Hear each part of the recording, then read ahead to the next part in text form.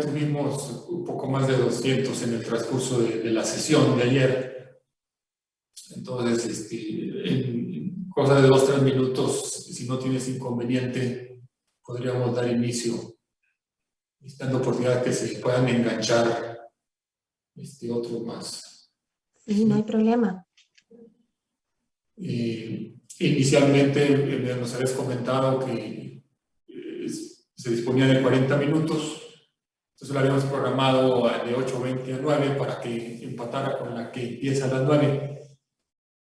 Ahí sí me gustaría empezar a las 9 para no desfasar luego el programa, ¿no? Pero creo que podremos empezar en unos minutos y no estar presionados con el tiempo, ¿no? Que puedas tú exponer con relativa calma. Además traes muy buena información y sí vi que son muchos slides. Bueno. Sí, algunos más cortitos que otros, pero estoy a disposición de ustedes, así que cuando quieran.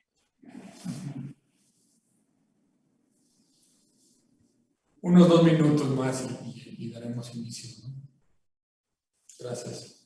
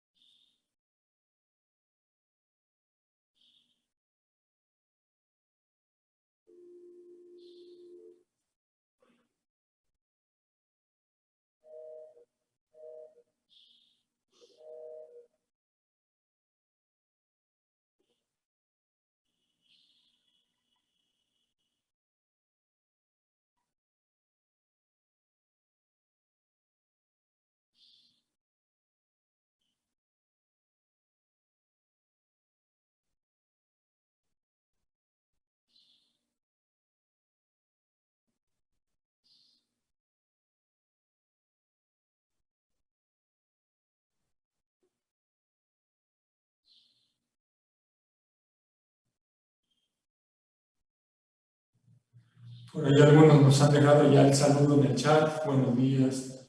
Estoy viendo aquí los conectados. No a todos los podemos ubicar, pero algunos saludamos con mucho gusto. Alfonso, Mocara, Bellacul, ¿qué tal? ¿Quién más está por aquí?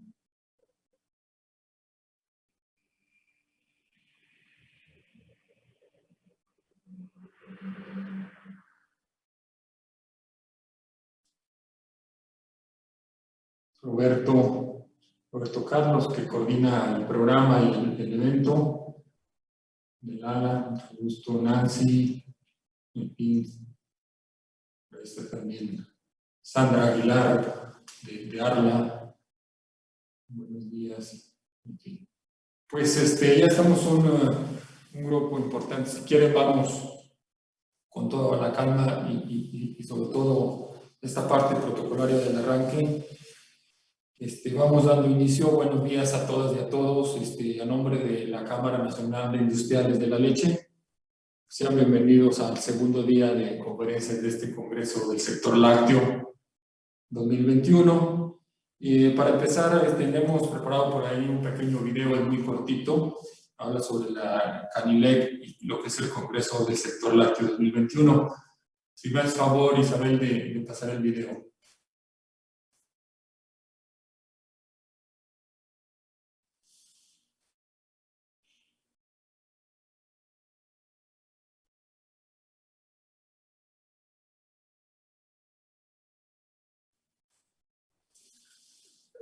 ¿No se escucha, Isabel?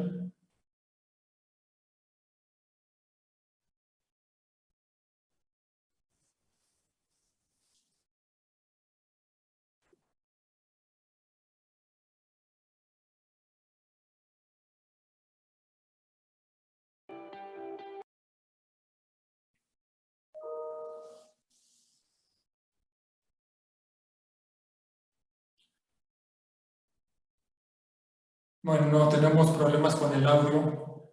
Se escuchó un momentito nada más.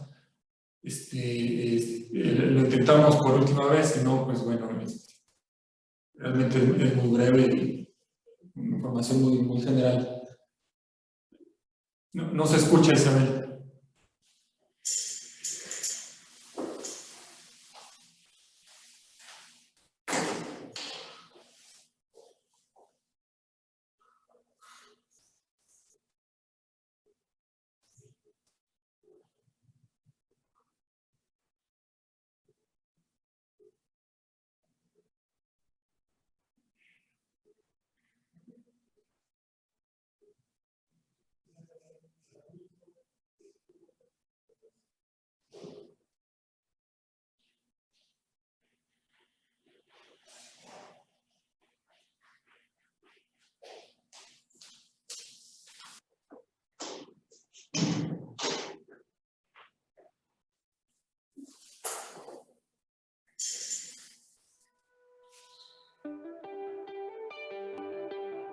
...1961, año en que nos constituimos como la Cámara Nacional de Industriales de la Leche, CANILEC. Bajo esta figura organizativa, somos por ley un órgano de consulta obligada del Estado en los temas relacionados con los lácteos. Representamos a 125 empresas de distintos tamaños, que captan y procesan el 86% de la producción formal de leche del país, con la cual se elaboran una amplia gama de derivados lácteos. Somos el interlocutor de la industria láctea y de fórmulas infantiles ante las autoridades y, en general, ante todo tipo de entidades públicas y privadas. Velamos porque este sector cuente con las mejores condiciones posibles para el sano desarrollo de las empresas, participando para ello en 27 instancias de trabajo públicas y privadas. Entre los diversos servicios que brindamos está la realización de eventos, destacándose el Congreso del Sector Lácteo, magno evento en el que confluyen industriales, ganaderos, proveedores, funcionarios públicos, investigadores e invitados especiales. En esta ocasión, dada la situación actual, tendremos nuestro congreso en la modalidad digital, es decir, a través de videoconferencia. Durante 3 días, tendremos conferencias de alto nivel que nos pondrán al día en los temas de mayor relevancia de nuestro sector. Sean todos ustedes bienvenidos a este gran congreso. CANILEC, generando valor a la industria de lácteos.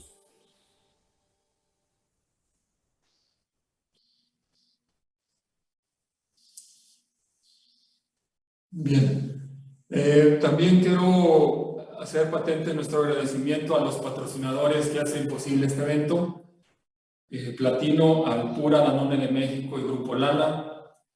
Oro, sí, con mi blog, Tetra Pak, Santa Clara y Jugos del Valle.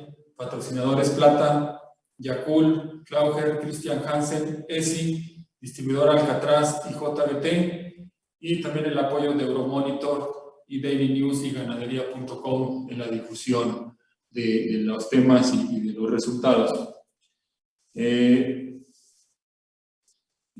Bueno, sin más, vamos a dar de lleno a nuestro programa de conferencias de este segundo día, y la primera de estas charlas está a cargo de Alejandra Viedma, del Consorcio Lechero de Chile, sobre un tema de bienestar animal. De manera muy breve, permíteme, Alejandra, dar una semblanza muy, muy rápida. Ella es médico veterinario de la Universidad de Chile, es coordinadora del área de producción primaria del Consorcio Lechero y está a cargo del Comité de Bienestar Animal de esta institución. Y algo que quiero resaltar, quizá es súper importante, que ella es productora, es hija de una productora de lechera, con quien colabora en lechería familiar, entonces no es un asunto teórico, lo vive día a día. Adelante, Alejandra, bienvenida. Gracias. Por mientras voy a compartir la presentación.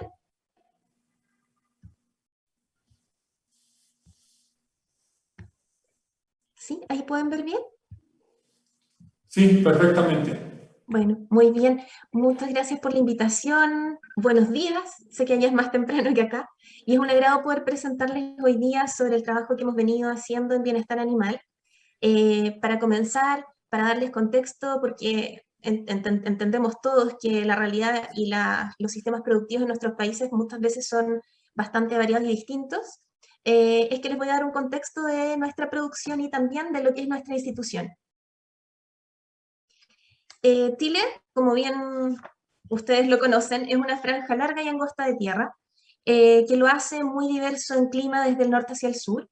Leche de vaca se produce en todo el territorio nacional, pero la producción comercial se concentra desde la región metropolitana hasta la región de los lagos, donde se producen 2.321 millones de litros de leche. Estos litros de leche son proveídos por 4.600 productores con aproximadamente 436.000 vacas.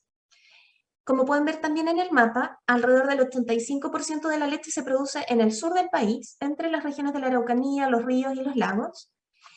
Y también lo otro que es importante destacar es que de este del total de la producción, el 93%, perdón, es producido solamente por 253.000 productores. Y eso está explicado por el gráfico que ven a la derecha, donde el 50% más o menos de los productores tienen menos de 20 vacas. Así, cuando nos desplazamos desde el norte hacia el sur del país, vamos a encontrar diversos tipos de producción, estabulados, pastoriles, diversas razas de vacas. Vamos a encontrar también, también en el fondo podemos encontrar predios que tengan riego o no. Y a su vez, los productores también son muy diversos. Tenemos mujeres y hombres a cargo de los predios lecheros, jóvenes, mayores, algunos con educación primaria solamente, otros profesionales, pero todos tienen algo en común, que es amar su tierra y amar lo que hacen. ¿Y quiénes somos el consorcio lechero? El consorcio lechero está compuesto por empresas y organizaciones que trabajan para el desarrollo sustentable del sector lácteo. Dentro de nuestros socios tenemos representantes de gremios de productores de leche, representantes de la industria, entre ellos una cooperativa, Colbún, empresas de servicio y también instituciones tecnológicas como la Universidad Austral y el Instituto Nacional de Investigación Agropecuaria. Ahora, cuando hablamos de sustentabilidad, entendemos que ninguna actividad puede proyectarse en el tiempo sin un equilibrio entre los pilares económico, social y ambiental, y desde el punto de los acuerdos internacionales, ustedes saben bien que la Organización de las Naciones Unidas establece los Objetivos de Desarrollo Sustentable en pro del desarrollo de un mundo mejor, y donde el sector lácteo genera importantes beneficios. Si consideramos que la leche es un alimento muy completo, en países donde las fuentes de proteína de alta calidad son escasas para poblaciones vulnerables, la leche es un alimento de alta densidad nutricional y asequible para todos. Su versatilidad permite la incorporación de la leche en la mayoría de los patrones alimentarios y a través de diferentes culturas, pero además contribuimos, con los puntos que ven a la izquierda, como sector a los objetivos de desarrollo sustentable, donde millones de personas viven de la lechería, se generan millones de empleos directos e indirectos, rebaños también son liderados por mujeres, y el sector lácteo provee un sustento para personas y comunidades. Así, en el año 2016, luego de un proceso participativo en donde tuvimos representantes de la industria, del sector público, de los productores, empresas de servicio y también la comunidad, es que se priorizaron los puntos que ustedes ven aquí en la diapositiva, de los 3 pilares de la sustentabilidad, y así nos comprometimos a trabajar por una agenda de desarrollo sustentable para el sector lácteo chileno. Y en este camino, para un sector lácteo más sustentable, siempre trabajamos en conjunto con instituciones públicas del país y también con instituciones internacionales que la verdad son de gran utilidad, porque nos ayudan a actualizar nuestros conocimientos y a atraer experiencia de otros países hacia nuestro país. Y dentro de las áreas de trabajo del consorcio lechero tenemos el área de sustentabilidad, el área de desarrollo de mercado, de información y reportes, y el área de producción primaria. En el área de producción primaria, los programas que se trabajan son praderas y riego, bienestar animal y personas y organizaciones. Ahora, ¿cuáles son las acciones concretas que hemos desarrollado en este compromiso por la sustentabilidad en Chile?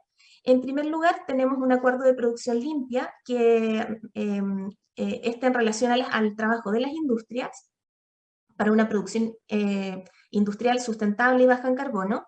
Por otro lado, también una certificación en sustentabilidad para predios lecheros que busca posicionar a Chile como un productor sustentable de lácteos. Aquí uno de los focos a evaluar en los predios lecheros es el bienestar animal.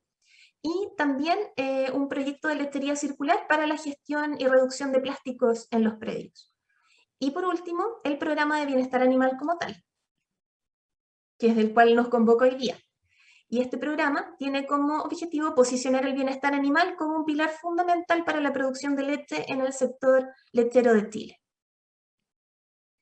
Ahora también, siempre para darles un poco de contexto, cuál es la situación en nuestro país. Este estudio es del 2015, pero recopila información desde el año 2011 al año 2013 en tres rebaños del sur de Chile, donde el rebaño C es un rebaño no muy común en esta zona, es tabulado. Y aquí este estudio nos muestra que la eliminación de vacas en esta región muestra que el estudio de la tasa de eliminación fue de un 21, un 14 y un 21% respectivamente en estos tres rebaños, con tasas mayores entre la tercera y la cuarta lactancia, con edades entre los 5,6 y los 5,9 años. Por otro lado, nos muestra también que los principales problemas que terminan como causas de eliminación son problemas reproductivos, de salud mamaria y de cojeras. Las cifras y las principales causas de eliminación, la verdad, son similares a las descritas en otros países. Y esta diapositiva se las quería mostrar porque también, bueno, es por un trabajo mancomunado importante del Servicio Agrícola y Ganadero y un esfuerzo también de las industrias lácteas, es que el 92% de este universo recuerdan de los 2.253 productores que producen el 93% de la leche, el 92% de ellos es libre de brucelosis, el 94% libre de tuberculosis y el 86% libre de leucosis. Esto obviamente gracias a los programas como el PADCO y otros programas de erradicación de enfermedades que trabaja el Servicio Agrícola y Ganadero, y también algo no menor es el esfuerzo que hacen las industrias por proveer de una bonificación en el caso de estar libres de una o más de estas enfermedades. Y a su vez también el programa PADCO, que es un programa oficial de predios bajo control, donde además de tener que estar libres, también se bonifica el precio de la leche, y además de tener que estar libres de estas tres enfermedades, también hay otros manejos sanitarios de instalaciones que se exigen, y el registro de tratamientos farmacológicos. Ahora, el bienestar animal no es un tema nuevo para nadie. La verdad es que aquí, como muestra la imagen de la derecha, es una imagen del año 1940. Este tema se viene trabajando desde hace más de 40 años.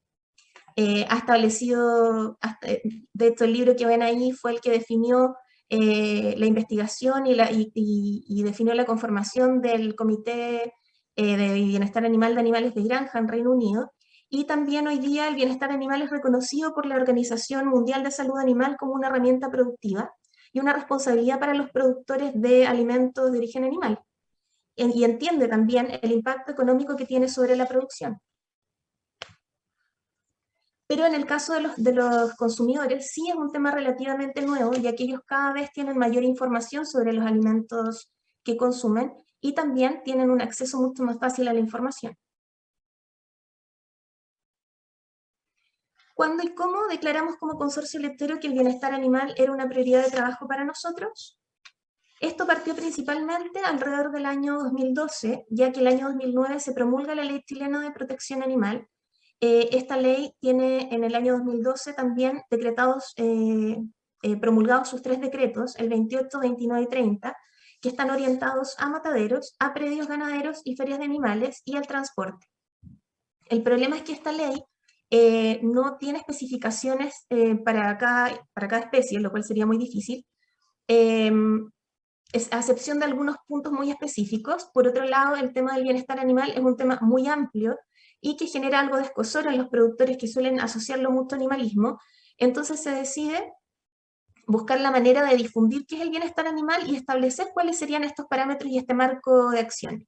Y aquí es donde se conforma el Comité de Bienestar Animal, buscando a los actores que ya estaban realizando trabajos individuales en el tema, como la Universidad de Chile, la Universidad Austral, la Universidad de Concepción, el Instituto de Investigación Agropecuaria, y a su vez un actor no menor, que es el Servicio Agrícola y Ganadero, que es el encargado de fiscalizar esta ley. Por otro lado también, no es menor la preocupación de los consumidores, es algo que tenemos que tener presente. Los productores de leche tienen muchos manejos que están bien realizados, pero a la vez hay cosas que siempre hay que mejorar, y ese es el trabajo que debemos hacer de aquí en adelante.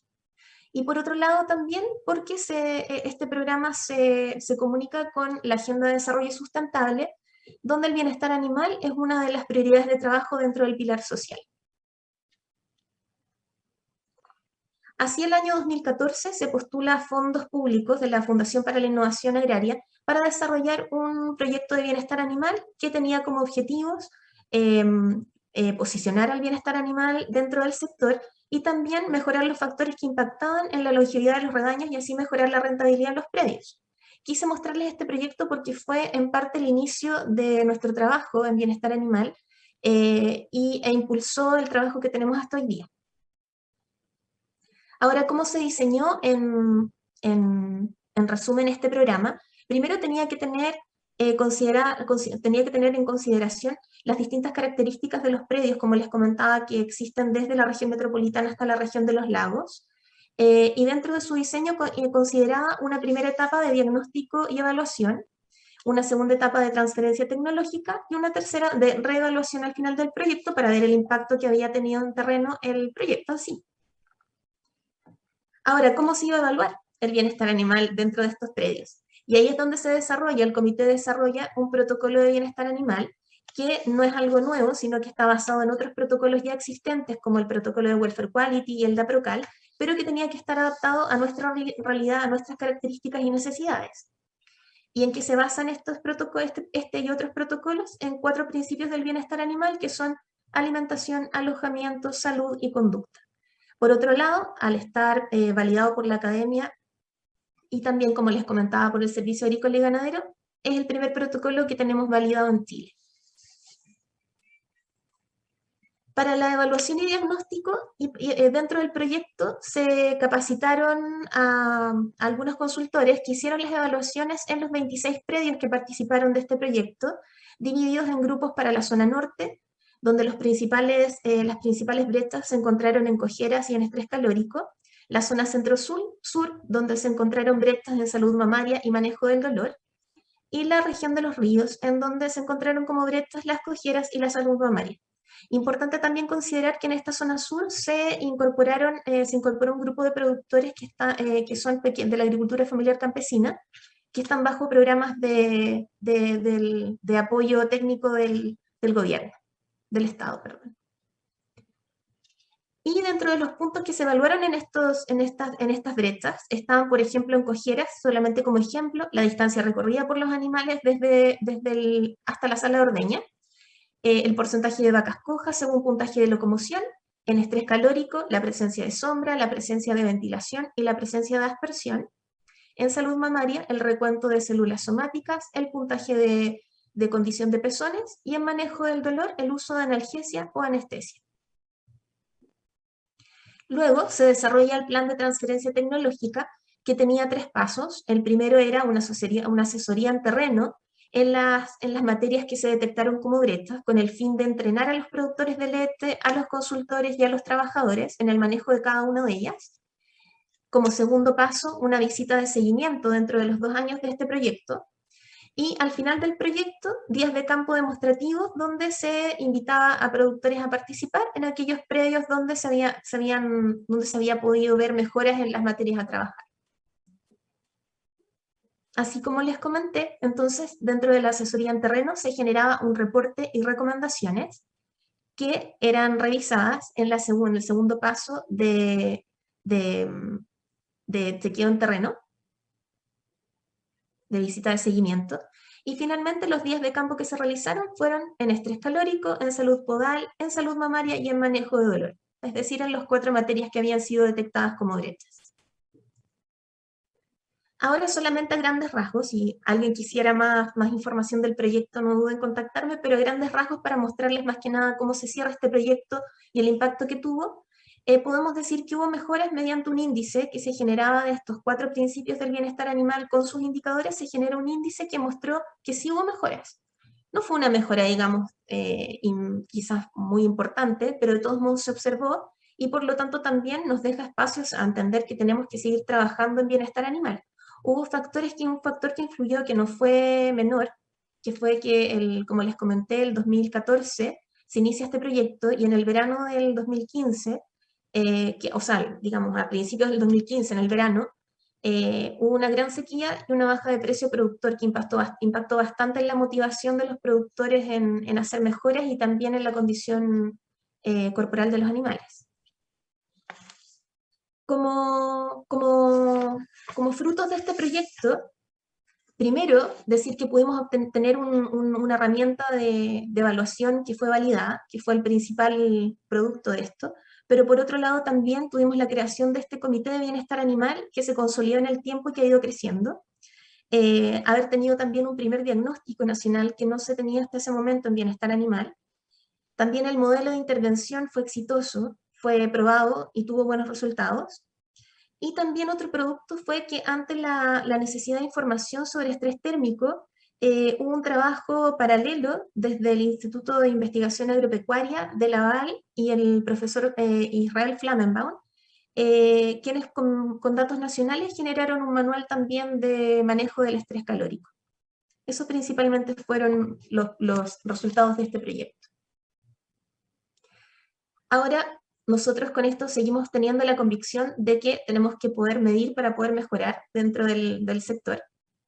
Y por lo tanto, con un nuevo comité que se amplió, ya son alrededor de 20 personas, donde incluso hoy día se ha incorporado una auditora de Certified Humane, una certificadora de bienestar animal. Este comité ampliado actualizó el protocolo de bienestar animal porque teníamos la necesidad de generar un material que fuera mucho más autoexplicativo, con fotografías reales, que fuera fácil de usar, que tuviera una buena usabilidad en el fondo, y así se actualiza esta herramienta que sigue teniendo y siguiendo las guías internacionales y nacionales, que además también por solicitudes del Servicio Agrícola y Ganadero agrega otro capítulo de indicadores, que son 2 en realidad, dijo capítulo, otra área que es la normativa nacional vigente, que también es importante difundir frente a los productores, y siempre considerando que esto nos permite la recolección e información de brechas y monitorear progresos. También obviamente lo difundimos como una guía técnica consensuada o como una base técnica para otras pautas que se quieran desarrollar dentro del país.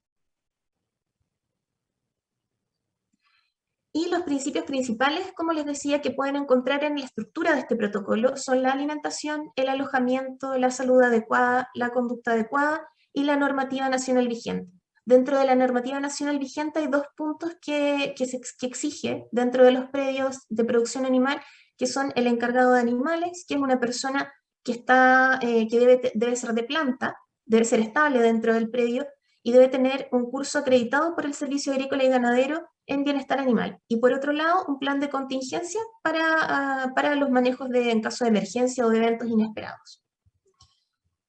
Por otro lado, se agregan a en este protocolo nuevo un capítulo de impacto del bienestar animal en la rentabilidad de los predios para orientar a los productores y a los consultores en la rentabilidad del bienestar animal y a su vez también en orientar a cuántas mejoras hacer o el retorno que pueden tener por mejorar algunos puntos del bienestar dentro del predio en cuestión. También se agrega otro capítulo de anexos que tiene como fin facilitar la evaluación de los indicadores o también entregar algunas recomendaciones y pautas de evaluación para facilitar la captura de datos en terreno. La estructura, a grosso modo, como les decía, para ser lo más autoexplicativa posible, tiene la descripción del indicador, cómo evaluar el indicador, los criterios bueno, regular y malo, y fotografías que se asocian a estos criterios. También se divide en colores, como les decía, para facilitar la usabilidad según el principio evaluar. En el caso de normativa, por ejemplo, se agregaron también códigos QR para acceder a la información directa y ampliada desde el Servicio Agrícola y Ganadero. El capítulo de impacto económico, como ejemplo también ahí pongo, ese es un ejemplo de cómo mostramos el impacto económico que puede tener, por ejemplo, en este caso la mastitis, y así orientar y promover los buenos manejos dentro del predio, dándole a entender al productor, esta es la manera en que usted puede tener una mayor rentabilidad. Y en el caso de los anexos, por ejemplo, también para facilitar la evaluación de condición corporal, se entregan directrices. Y al final del protocolo, las pautas de evaluación, las planillas de evaluación que puedan ser útiles en terreno para la captura de datos. Siguiendo esta misma estructura, lanzamos ahora el mes pasado el protocolo de bienestar animal para terneros y terneras de lechería, solamente que este protocolo incluye las dos etapas de la vida del ternero, que son la crianza y la recría por separado, pero con la misma estructura.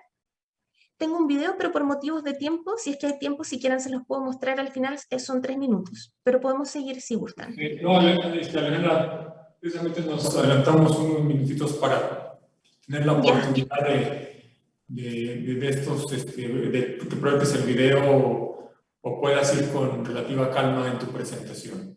Muy bien, gracias. En el momento que quieras, no sé si lo vas a proyectar ahora o al final. Se los presento ahora, son 3 minutos, pero a pesar de que es un material nacional, creo que siempre puede servir de utilidad, por ejemplo, muchas veces para tomarlo como referencia, para otros que se puedan elaborar, ya sea en otros países. Entonces, creo que puede ser interesante para que vean el trabajo que hicimos. En el caso de este protocolo, como les comenté, está dividido en las 2 etapas de crianza y recría. Siempre este material lo hacemos con el apoyo y la validación de nuestro comité completo. Dentro de los protocolos siempre tienen la primera parte donde pueden encontrar la introducción con la introducción a los indicadores, los materiales, recomendaciones para la evaluación en terreno, especialmente para consultores. En la etapa de crianza, el primer principio de alimentación, que es el que pueden ver acá, tiene indicadores como, por ejemplo, el espacio del comedero, la forma de destete, la limpieza de bebederos y la calidad del agua. En el caso de alojamiento, entre otros indicadores, van a encontrar la limpieza del área de parto, el área de descanso, el espesor de la cama, la limpieza de la cama, la iluminación de los corrales, signos de comodidad térmica, ventilación de las ternereras. En salud tenemos principalmente lo que es mortalidad, morbilidad de neumonía y diarrea, manejo de terneros enfermos, condición de la piel. Y en conducta apropiada, por ejemplo, en estados emocionales positivos, la expresión de conductas sociales positivas, la ausencia de miedo a las personas. Y en la normativa nacional vigente, aquí en terneros se suman otras 2 a las que yo les había mencionado, porque está el trato de los terneros durante prácticas de rutina, el traslado principalmente, la ausencia de dolor en procedimientos de rutina también se suma. Y en recría van a ver una división similar en alimentación, pero con sus propios indicadores de condición corporal, calidad y limpieza del agua, como en el anterior, acceso al agua. En alojamiento tenemos indicadores también como el área de descanso y los signos de comodidad térmica. En salud adecuada, ausencia de afecciones respiratorias, también enfermedades a la piel oculares. En conducta, la expresión de conductas sociales positivas y la distancia de fuga. Y en la normativa nacional, además de la ausencia de dolor en procedimientos de rutina, las 2 que les mencioné anteriormente. Aquí pueden ver el capítulo de impacto ambiental en ternerera relacionado con los indicadores anteriores, con cómo impacta la entrega de calostro, la entrega de agua desde el primer día de vida, cómo impactan las diarreas y la neumonía, y la calidad de la cama también, el efecto que tiene sobre la disminución de la morbilidad en neumonía. Y estos son los anexos que yo les decía que principalmente tienen como función facilitar la evaluación, mostrando fotografías adicionales o recomendaciones sobre comodidad térmica, las fichas que muestran los indicadores de salud, la ley y sus decretos nuevamente, y también algunas cosas a observar extras si es que se encuentran debilidades en los indicadores anteriores. Y finalmente las planillas de evaluación. Eso es principalmente lo que es la estructura general del protocolo, y que esperamos siempre con las fotografías y con la información precisa y concisa, que sea de fácil usabilidad y entendimiento por un productor sin una capacitación previa. En cierto modo, el protocolo cumple una función tanto de evaluación como de promoción de las buenas prácticas.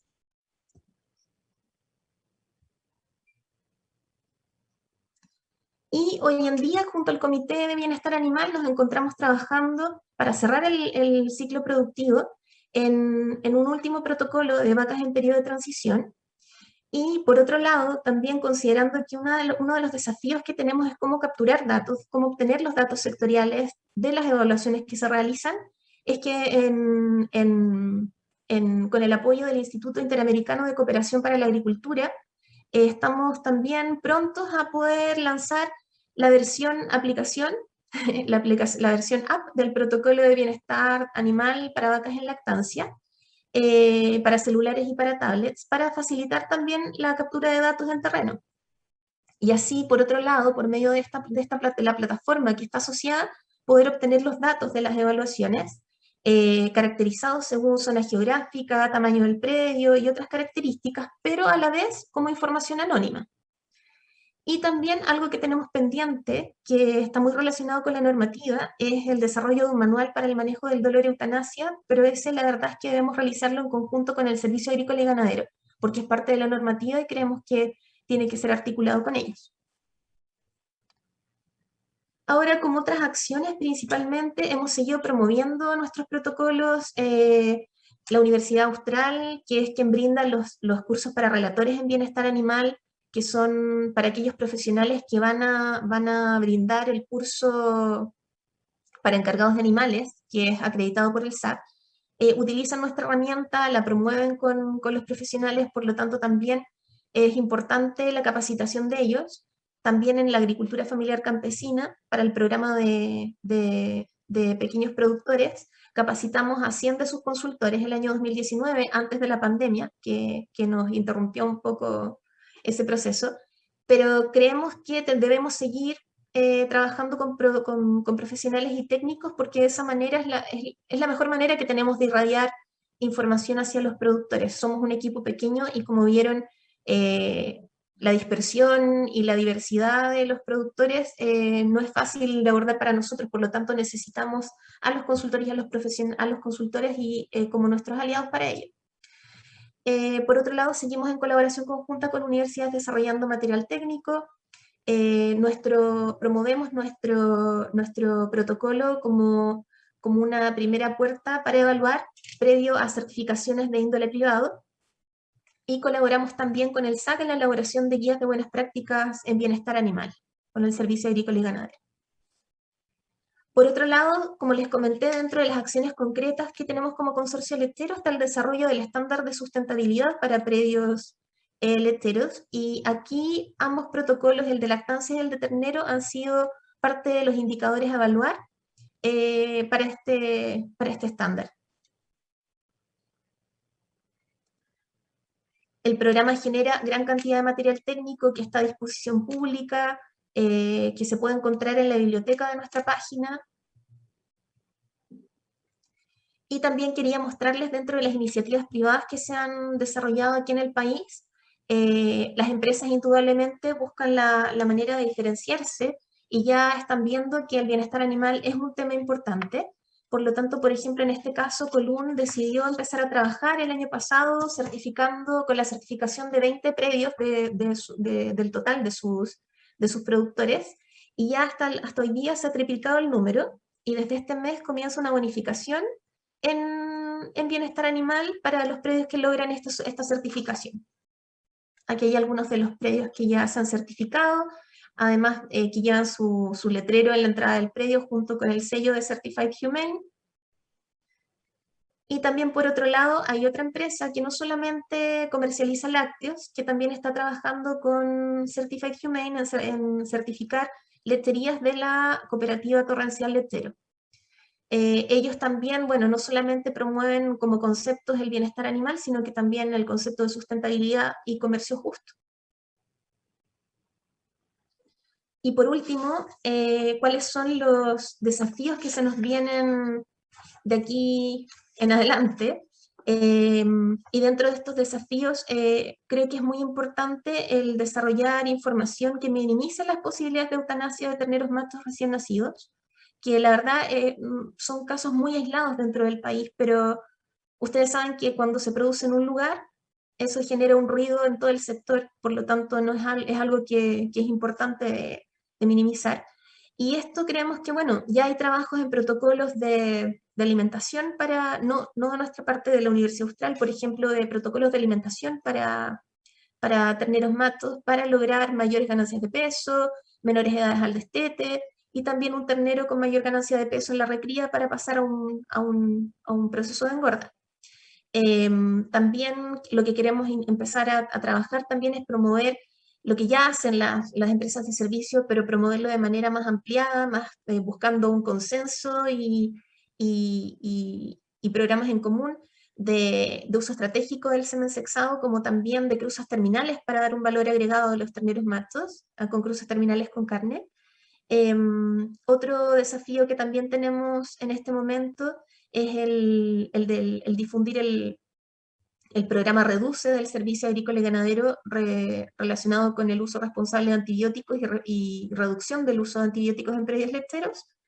Y esto principalmente porque ya se está trabajando en el Congreso una ley de reducción de reducción de antibióticos y relacionado con la resistencia antimicrobiana. Por lo tanto, es importante como sector mostrar que estamos también trabajando en ello. A pesar de que ya tenemos registros de tratamientos, en el fondo comprometernos con reducir el uso de los antibióticos. Y por último, otro tema que es de gran interés para los consumidores, que es algo lejano aún probablemente, pero ya existen bastantes estudios sobre los sistemas de contacto vaca-ternero. Y aquí principalmente creo que nos queda estar atentos a observar qué es lo que está ocurriendo con experiencias o estudios que se están desarrollando ya. Hay experiencias como la lechería ética en Reino Unido, que no es pequeña, y también por otro lado ya hay estudios en Dinamarca, de instalaciones principalmente, en Alemania, si no me equivoco, también en conjunto con De Laval, y en Nueva Zelanda. Por lo tanto, creo que siempre tenemos que estar bastante atentos a lo que está pasando. Siempre nosotros como dentro de Latinoamérica tenemos más tiempo que otros países donde el activismo es más fuerte. Y por último, para cerrar, voy a citar a nuestro productor estrella del comité, Jan Trott, y él siempre nos dice que no olvidemos que sin bienestar de las personas no tenemos bienestar de los animales. Un negocio rentable para el productor que le dé tranquilidad, un buen ambiente laboral y la capacitación del equipo de trabajo son prioritarios para lograrlo. Y los esfuerzos en cualquier área de la sustentabilidad de algún modo nos hacen un sector confiable y nos protegen de la opinión pública. Por lo tanto, proteger a nuestra comunidad, a nuestros productores, a nuestros trabajadores, animales y medio ambiente es fundamental para proyectarnos en el futuro. Y así les doy las gracias por haberme escuchado este ratito. No, muchas gracias a ti. Me comentaste que tenías por ahí un pequeño video. Sí, lo mostré. Sí, finalmente lo mostré. Era cortito, del protocolo de ternero, sí. Ok, pensé que era otro un poco más No, amplio. No, gracias a ti. Mira, ya hay por aquí en el chat alguna pregunta, pero antes de eso quiero resaltar también la presencia en esta mesa de conducción a nuestro presidente Mariano Salceda, que aquí nos acompaña. Nuevamente, buenos días, Mariano. No sé si tengas tú algún comentario sobre la presentación o en general del evento. No, pues... Yo tengo por ahí algunas preguntas o comentarios también, pero adelante, Mariano. Perdón, pero estoy conectado doble y no quiero que se haga eco. Bueno, primero agradecer a Alejandra la presentación. La verdad, yo he estado muy involucrado en Danone en toda esta parte de bienestar animal. Los felicito y los felicito en función de todo lo que han hecho, pero además cómo lo expones. Me gustó mucho al final lo que dices, que el bienestar animal es para proteger la leche en toda su cadena y en todo el sector. Me gusta mucho lo que han hecho sobre el protocolo prácticamente de toda la cadena productiva para trabajar en este asunto de bienestar animal, y me parece que México tiene mucho que aprender de ustedes. Los felicito y de nuevo muchísimas gracias por tu presentación y por acompañarnos, Alejandra. Gracias, Mariano, es un gusto. Qué bueno que les haya gustado la presentación.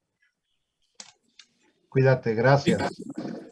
Continuando con esta idea de Mariano, en donde dice México tiene mucho que aprender, ese es el objetivo de contactarlos, Alejandra, porque, bueno, nos enteramos que la semana pasada hicieron el lanzamiento de la actualización del protocolo, ¿no? Y debo decirte, aquí en México tenemos, pues no hay mucho, hay una certificación voluntaria en buenas prácticas en producción de leche. Pero es algo más general, es buenas prácticas en la producción, toca muchos aspectos y dentro de esto, digo, hay un manual también, y bienestar animal, digo, no es un capítulo, es una página o una media página de lo que se abarca todo. Y por lo mismo queda muy general y muy conceptual, como un buen deseo, ¿no? Y creo que hasta difícil de medirlo, ¿no? ¿Cómo mides? A mí me llama la atención que ustedes han avanzado ya incluso en mediciones, o sí, hasta metadatos, y por ahí pusiste un indicador del 2015, no sé si tengan otros más recientes, ¿no? Cuando antes del proyecto, después del proyecto, pero bueno, hay esa visión de medirlo para poderlo ir a evaluar, pero el punto aquí es la gran distancia que tenemos como país, y que sin duda pues esto nos alienta mucho en México a seguir los pasos de ustedes, aprender de lo que han hecho, ¿no? Creo que es muy valioso, y no se tratará de un copiar y pegar. Aunque pasaste muy rápido al manual, pero ahí nos damos cuenta, no, pues sirve de algo, nos damos cuenta de todo lo que abarca, ¿no? Toda la temática, y sobre todo al nivel de las becerras, de la crianza, que es quizá de lo más sensible y algunos detractores ponen mucho ojo en eso, ¿no? En los becerritos, las becerritas, desde que nacen, cómo se tratan, creo que estos de los temas fundamentales dentro de todo el bienestar animal. La pregunta que alguien puso por aquí es de si este material está disponible. Tú por ahí ya creo que la contestaste y viste la página, consorciolechero.cl. Quizá precisando la pregunta es de si la actualización que se dio a conocer hace apenas menos de una semana también ya está disponible en la página web. Sí, está disponible en nuestra biblioteca. Yo les voy a dejar el link, porque tengo un link, un parrafito donde aparecen los links de descarga de los dos protocolos en la biblioteca, y también unos tutoriales que se hicieron con la Universidad Austral, que son de unos 15 minutos en video. También eso se los puedo compartir por el chat. Sí. Yo creo que cuando tú comentabas, claro, de que son, a veces lo que nos preocupa también es como, lo que les comentaba, es que podemos tener las pautas de evaluación, pero también al aplicarlas en terreno, cómo obtenemos nosotros información. Cuando nos decía si teníamos información más actualizada, efectivamente ese es uno de los puntos más difíciles, cómo capturamos información de los consultores que puedan estar aplicando el protocolo, y por eso esperamos que que la aplicación para teléfonos celulares y tablets nos pueda ayudar a obtener más información y seguir monitoreando cómo sigue nuestra situación. Porque, o si no, claro, hacemos esfuerzos, pero ¿cómo medimos el impacto? Y creo que ahí está el gran desafío, que no es fácil, pero vamos a ver cómo nos va una vez que lancemos la aplicación para celulares y para tablets. Bien, seguramente muy bien, como en todo. Hay varias preguntas. Voy a tratar más o menos de ordenarlas. Mira, una es de cómo se ha estado financiando todo este programa. Sí. Bueno, a ver, en primer lugar, lo que fue el proyecto, eso lleva un cofinanciamiento. Más o menos los proyectos de innovación generalmente cubrían hasta un 70% del costo del programa, que son fondos públicos del gobierno. Entonces, en ese caso, hubo un importante ingreso por parte de la Fundación para la Innovación Agraria, y luego todo lo que hemos venido haciendo de ahí en adelante ha sido producto de presupuesto que no es tan amplio por parte de nuestros socios. Y por otro lado, eso es importante destacar que todo el trabajo técnico, todo lo que es contenido, no tiene ningún, o sea, a ver, lo hacen sin ninguna retribución los integrantes del comité. Solamente lo hacen por la motivación que ellos tienen en el tema, y porque la verdad es que el grupo se ha consolidado mucho y velan porque el trabajo sea compartido. Pero la verdad es que no tienen retribución alguna. Lo hacen solamente por amor a lo que hacen. Y nosotros, más que nada, nuestro presupuesto es para poder diseñar, para poder editar, para poder imprimir, y mi trabajo como coordinadora. Eso sería más que nada lo que se financia por medio del consorcio lectero. Sí, eso es un punto no menor. Sí. Pero lo que es programas, cuando ya hablamos de transferencia, como fue el proyecto, eso requiere de mayor financiamiento, y eso fue gracias a fondos públicos. Sí, y supongo que ya la aplicación en cada tambo, como le llaman allá los establos, Sí. o cada finca, que va a conllevar o con miras a una certificación, pues es el interesado, el ganadero, el que paga los servicios del especialista, el equipo que va a evaluar y a certificar, ¿no? Efectivamente, nosotros esperamos, por ejemplo, en el caso de la agricultura familiar campesina, que ellos tienen consultores que también son financiados por el Estado. En ese caso, ellos trabajan para los productores bajo esta figura, esta institución que se llama INDAP. Entonces, por ese lado, ellos pueden ir aplicando, sin costo para el productor, pueden aplicar el protocolo. Y al igual que el estándar de sustentabilidad también va a ir pero ese probablemente para INDAP pueda ser aplicado por los consultores que trabajan para ellos, pero en el caso de los productores medianos hablamos de 100 vacas para arriba más o menos.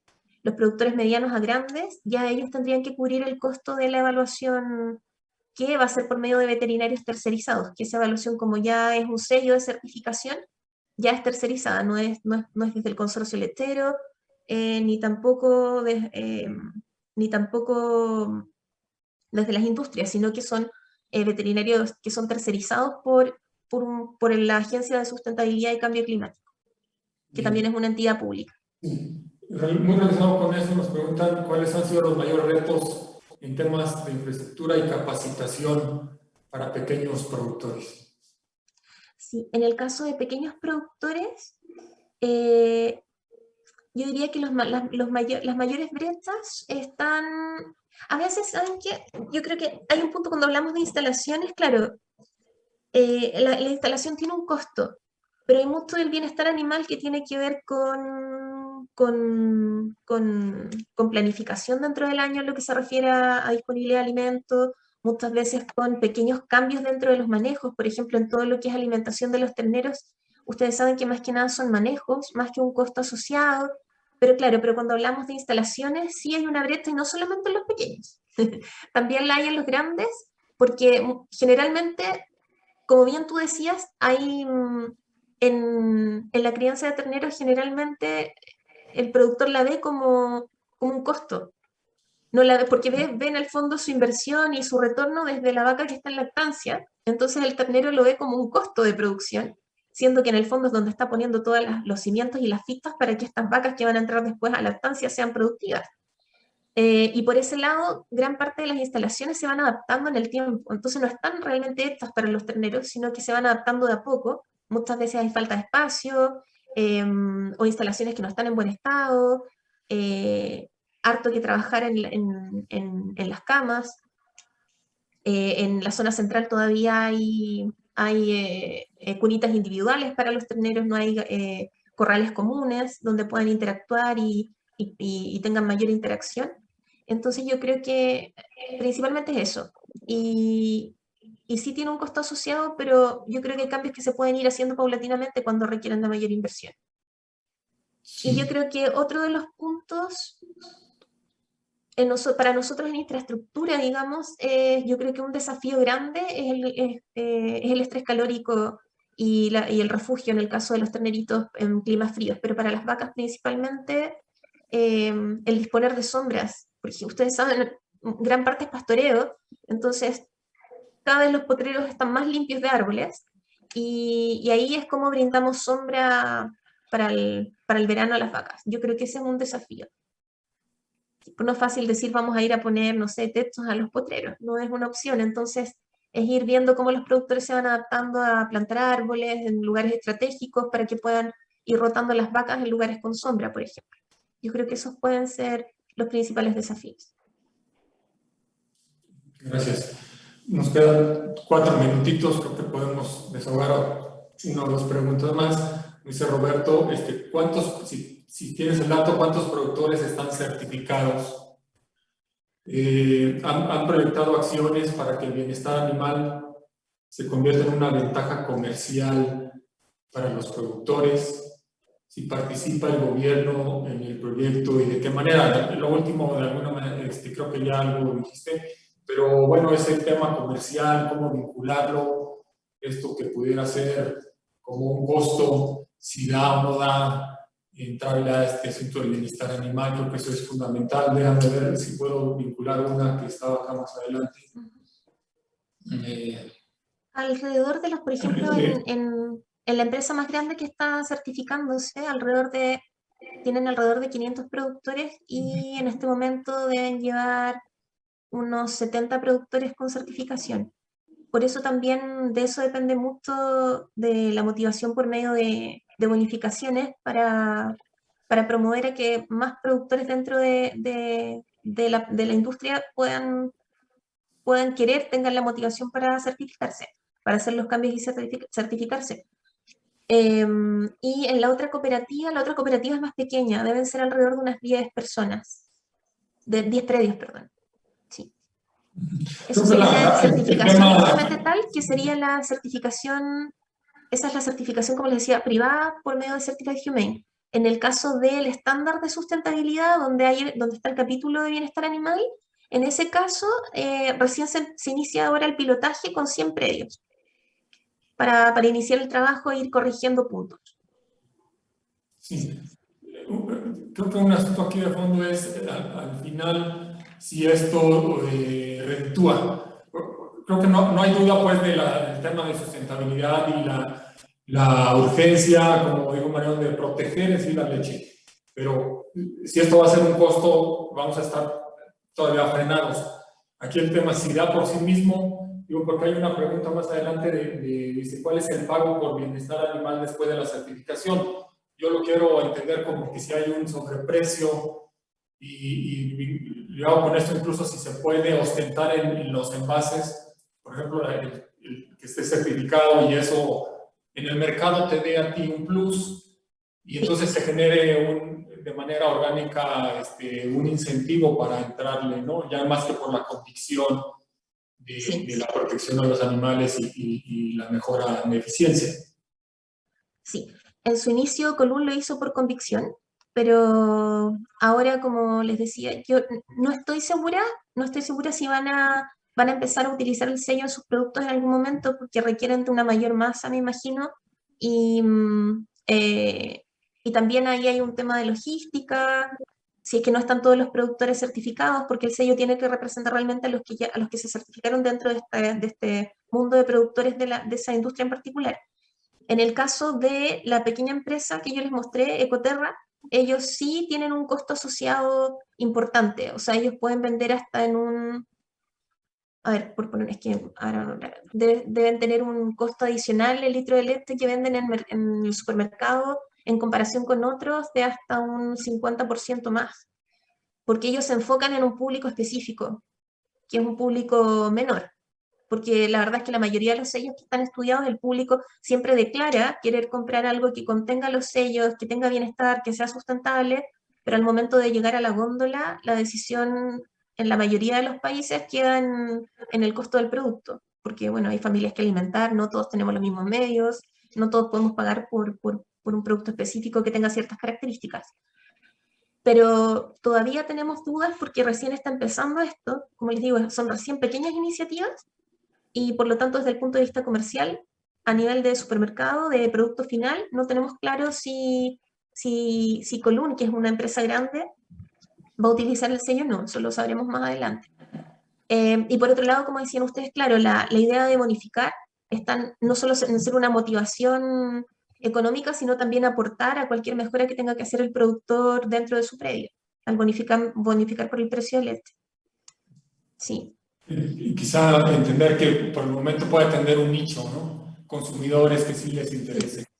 Lo que pasa es que se prevé que se va a ir ampliando, seguramente. Sí, en el caso de la pequeña, ahí hay un nicho bien fuerte, porque ellos promueven sus productos de una manera bien específica y tienen un costo mucho mayor. En el caso de la industria grande, yo creo que ellos más que nada van a buscar diferenciarse, más que un costo adicional de su producto final. Perfecto. Sí. Una última pregunta, ya estamos sobre el tiempo. Nos pregunta Carlos si crees que se puede adecuar la ley de protección animal de acuerdo a especies y finalidad zootécnica. Lo veo Entiendo que a lo mejor difícil. esto Sí. para cabras, Sí.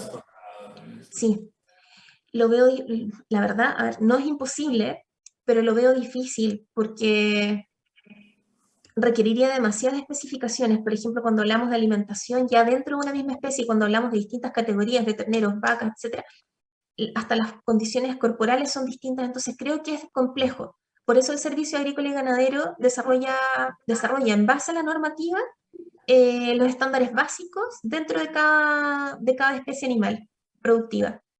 Pero que la normativa cambie propiamente tal, la ley cambie propiamente tal y tenga especificaciones, lo veo más difícil.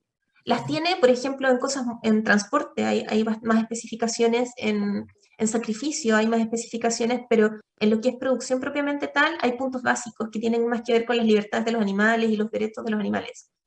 Pero desde el punto de vista productivo, creo que ahí cumple el SAC su rol en establecer los estándares mínimos que son los que ellos fiscalizan en terreno, en base a la normativa.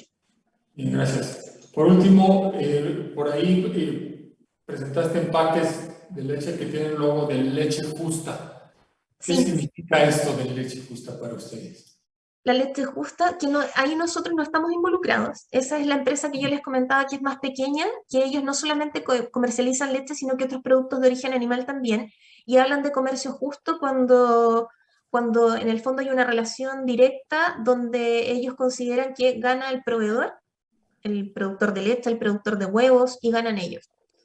Por eso buscan en el fondo como dar un precio justo de compra y a la vez ellos también tener un retorno económico por su parte. Es como un gana-gana. No sé, es más que nada un concepto orientado a eso, al no aprovecharme del proveedor, sino que tener un negocio conjunto, mancomunado, donde ambos dos van a ganar de manera pareja, por decirlo así. Bien, digamos que es algo más individual que Sí, eso es una iniciativa individual.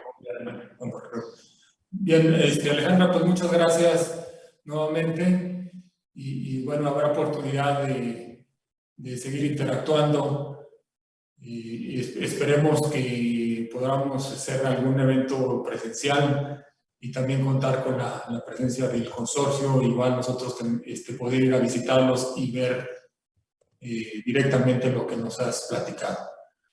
Muchas gracias. No, feliz. Más, bueno, pues Gracias por la invitación. Y hasta luego. Hasta luego. Y pasaríamos a la siguiente plática, no sin antes informarles que la plática de las 10 va a ser en inglés y por lo tanto estaremos activando el servicio de traducción. Veo que ya está con nosotros la intérprete, Ana Cecilia, sin embargo, bueno, esperamos, tú nos dirás, Ana Cecilia, si en el momento se activa el icono que señalamos, parece un mundito como de la traducción, porque luego de esas cosas que hacemos las pruebas y funcionan y al momento hacen una variación y nos juega alguna broma la tecnología. Pero bueno, esa es la idea, que tengamos a las 10 aproximadamente el servicio de traducción simultánea y lo estaríamos activando. De momento no lo tenemos, nos seguimos manejando solamente español 100%. Pasamos entonces a nuestra siguiente conferencia, que se titula El consumo de los mexicanos y el impacto de los sellos de advertencia en 2021, y esta plática está a cargo de Fabián Girardelli, también chileno, ¿no? Bueno, y es la plática, creo, viene siendo una actualización o el seguimiento a lo que ya nos habías adelantado un poquito en febrero. Obviamente en febrero pues no había datos, estábamos prácticamente casi empezando el año, pero ahora algo nos tendrá mucho que contar, Fabián. Simplemente déjame dar una semblanza muy breve de tu persona. Él es, sí, chileno, ingeniero comercial de la Universidad de Santiago de Chile. Inició su carrera en Latin Panel, que hoy es Kantar World Panel, en el área de investigación de mercados en Chile, y posteriormente ascendió a la dirección del servicio al cliente para luego llegar a México, en donde es actualmente el country manager de la empresa. Fabián tiene 19 años analizando el mercado latinoamericano de consumo masivo, 5 en Chile y 14 ya en México. Ya eres más mexicano que Sí. los tacos, Fabián, ¿no? Entonces, bueno, adelante, Fabián. No, gracias a ti por la invitación, gracias a todos por el espacio. Y sí, escuchaba a Alejandra, yo decía, ella es chilena, cuando entré decía, escuchaba el tono. Bueno, yo ya soy medio mitad taco, mitad sopaipilla, digo siempre, ¿no? Porque ya llevo 15 años en México, me vine por 3, se me alargó un poco la estadía. Les voy a contar un poco entonces, René, si me permites, voy a proyectar una actualización de alguna forma de lo que está pasando en el consumo. Y déjenme, me confirman si ya ven mi presentación. A ver, aquí estoy proyectando. Ya. ¿Sí? ¿Ven mi presentación? ¿Sí? Sí, Sí, sale igual. adelante. Entonces, bueno, en el tiempo que tenemos, espero que no nos pasemos de las 10 para la próxima conferencia que tienen. Voy a irme con mis puntos y si quieren al final vemos las preguntas, ¿no? ¿Les parece? Y entonces lo que les voy a comentar es hasta el mes de junio, la información que les traigo ahora, finalmente qué está pasando en este primer semestre, con el consumo en general, después de todo lo que la pandemia ha afectado al mercado mexicano. Es muy interesante lo que está pasando porque son fenómenos muy particulares, muy diferentes, y obviamente una actualización de qué ha pasado con los sellos de advertencia, si esto finalmente está generando algún impacto en el mercado o no. Les quiero mostrar algunos cuadros sobre esto, ¿no? Entonces partamos en términos de entender lo que sucede primero desde un punto de vista más macroeconómico. Quiero citar algunas cifras que me parecen relevantes para contextualizar lo que les voy a contar del consumo masivo, ¿no? Lo primero es que en realidad todas las variables han tendido a recuperarse. Está siendo un año donde en general las previsiones, especialmente de crecimiento, se han venido revisando al alza. Hace muchos años que eso no pasaba. Comúnmente iba pasando el año y las previsiones de crecimiento iban a la baja, ¿sí? Pero este es el primer año dentro de muchos que esa revisión han sido al alza, ¿no? De crecimiento del país, y eso, en línea con eso, muchos indicadores también han venido creciendo. Por ejemplo, aquí cito dos, que es el índice de confianza del consumidor y el índice de confianza empresarial. Déjenme, ¿a dónde tengo mi puntero aquí?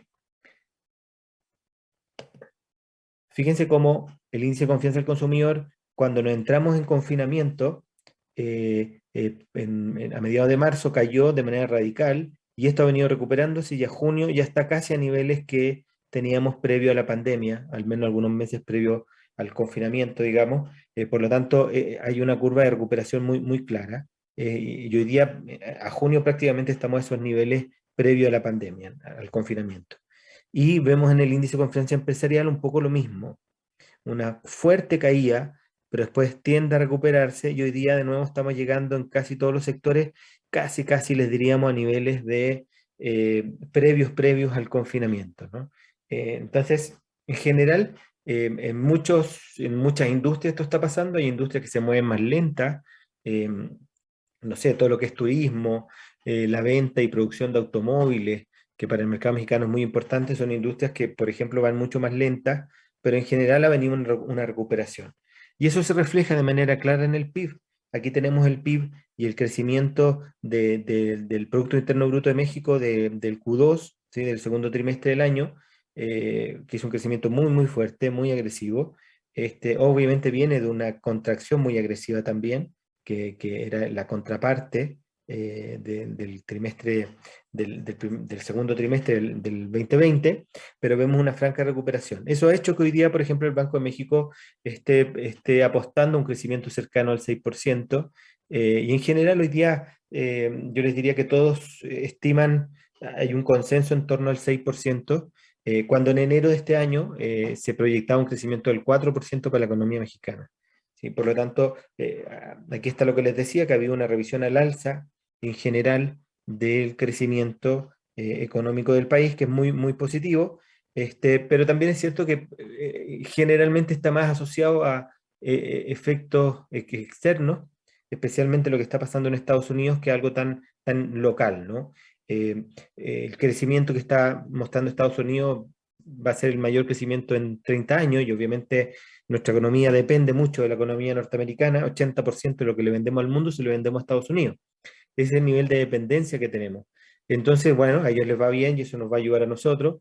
Nos ayuda también el tema de los planes de apoyo de Joe Biden y del gobierno norteamericano hacia la economía y la gente, que eso termina cayendo dinero a mucha gente, un plan económico de 1.6 veces la economía mexicana, ¿no? Para que tengamos la dimensión del tamaño del plan económico. Vemos las remesas también, que se ha hablado mucho, un crecimiento a doble dígito, más de un 20% en el primer semestre de este año, que obviamente para nosotros es muy importante ese envío de dinero. Entonces, en realidad, los grandes pilares de este optimismo económico más bien dependen o están asociados a lo que está pasando en Estados Unidos, ¿no? Y en ese contexto, la única variable que ha estado un poco más disparada de lo esperado es la inflación.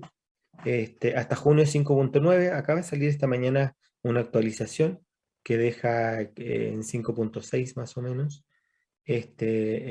Por lo tanto, yo les diría que el único indicador que no solo está pasando en México, está pasando en general en el mundo, ciertas presiones inflacionarias, pero es lo único que está saliendo de las expectativas que se tenían del año, que el Banco de México, su target es siempre en torno a 3%. Por lo tanto, yo les diría que el único elemento que se está saliendo un poco de eso, vamos a ver cómo termina, está siendo muy difícil estimar esto, pero finalmente hay una presión inflacionaria mayor a lo esperado, y eso es un tema en términos de estructuras de precios ya de consumo masivo, ya vamos a llegar a eso, que termina siendo relevante, pues estamos en un contexto de mayores inflaciones, de niveles de precio mayores a lo que veníamos mostrando. Fíjense que estos niveles de precio solo los tuvimos, o esos incrementos solo los tuvimos en 2017, es decir, hay que irnos bastante para atrás para llegar a estos niveles. ¿Sí? Son niveles altos para el contexto y la normalidad, digamos, de la economía mexicana. Y dentro de ese contexto, un último dato macro, digamos, externo, antes de entrar a nuestra data dura del panel, tiene que ver con lo que sucede con ANTAD, ¿no? Las tiendas de autoservicio, que también muestran una fuerte recuperación después de una caída muy agresiva en el año 2020, especialmente en la primera etapa del confinamiento, el primer trimestre, y especialmente asociado a las tiendas departamentales, porque los autoservicios les fue bien, pero las tiendas departamentales tuvieron hasta que cerrar.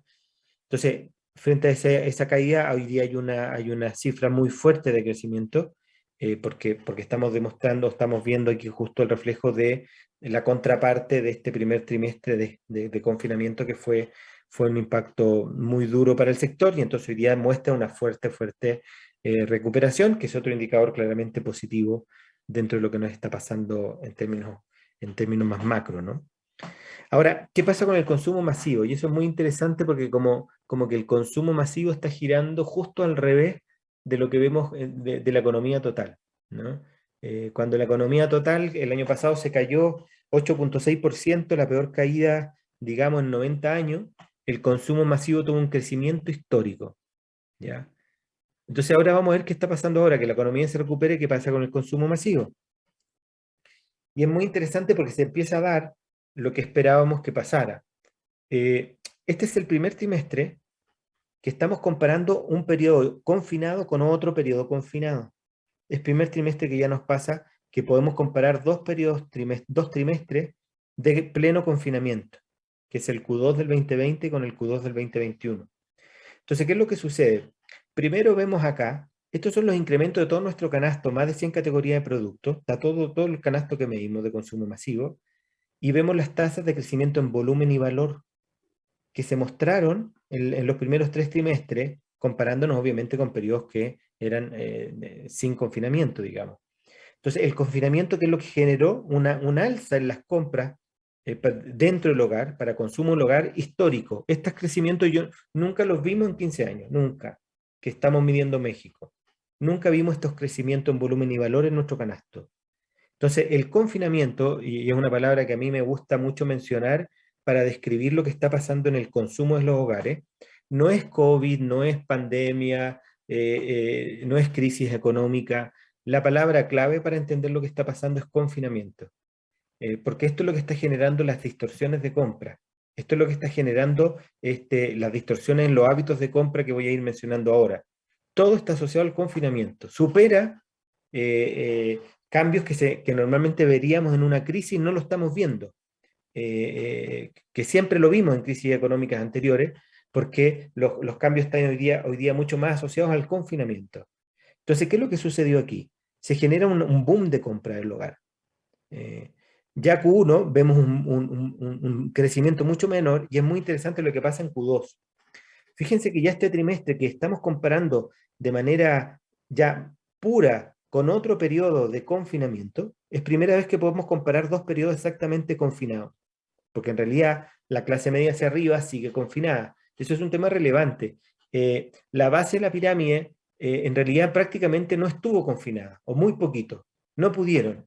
Ellos tienen trabajos informales, ellos tienen que salir para poder comer, no tienen opción. Entonces, cuando hablamos de confinamiento, debemos pensar en la clase media hacia arriba, ¿sí? Que hoy todavía muchos siguen trabajando desde casa. Yo todavía no tengo un cliente, y que tenemos muchos, que me diga que están trabajando en la oficina de manera regular. Más de algunos algo va, pero en general, todos siguen trabajando desde casa. Por lo tanto, seguimos confinados. Y entonces aquí estamos comparando un periodo, dos periodos ya de pleno confinamiento y pasa lo que esperábamos, que ya hay un crecimiento mucho menor. Y esto tiene dos grandes explicaciones. Una es la base de comparación.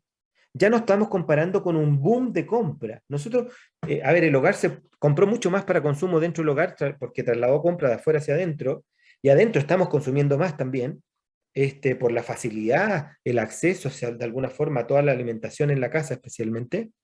Y entonces ese boom de compra ya pasó. No vamos a crecer mucho más dentro de ese cambio que ya hicimos. ¿Me explico? Ya la base de comparación es muy alta. Es por eso que te queda con niveles de crecimiento en volumen bastante menores, ¿no? 1,4%, y en valor también más bajo, con un reflejo de precio aquí entre medio, ¿no? Pero entonces se da lo que esperábamos, que ya no podemos mantener esos niveles de crecimiento por esa base de comparación que ya es muy alta, y lo segundo, obviamente, el contexto económico. Es decir, más allá de que la economía se esté recuperando fuerte, no está llegando a los niveles de los que perdimos, es decir, no vamos a recuperar el tamaño de pastel que teníamos en 2019 todavía, ¿sí? Es decir, la economía no va a lograr recuperar todo lo perdido. Segundo, vemos también cómo había una recuperación de empleo, pero es una recuperación de empleo con salarios más bajos. Tercer elemento, han habido muchos estudios, la Coneval ha hablado mucho de esto, de la cantidad de nuevos pobres, de alguna forma, que se generaron como impacto de la pandemia, del confinamiento. Hablaban de 10 millones más de pobres en el año 2020, la Coneval, por ejemplo. En definitiva, hay un impacto en la economía, no podemos negar que esto afectó a una parte de la población. Entonces es un segundo elemento relevante para explicar por qué esto no va a seguir creciendo así.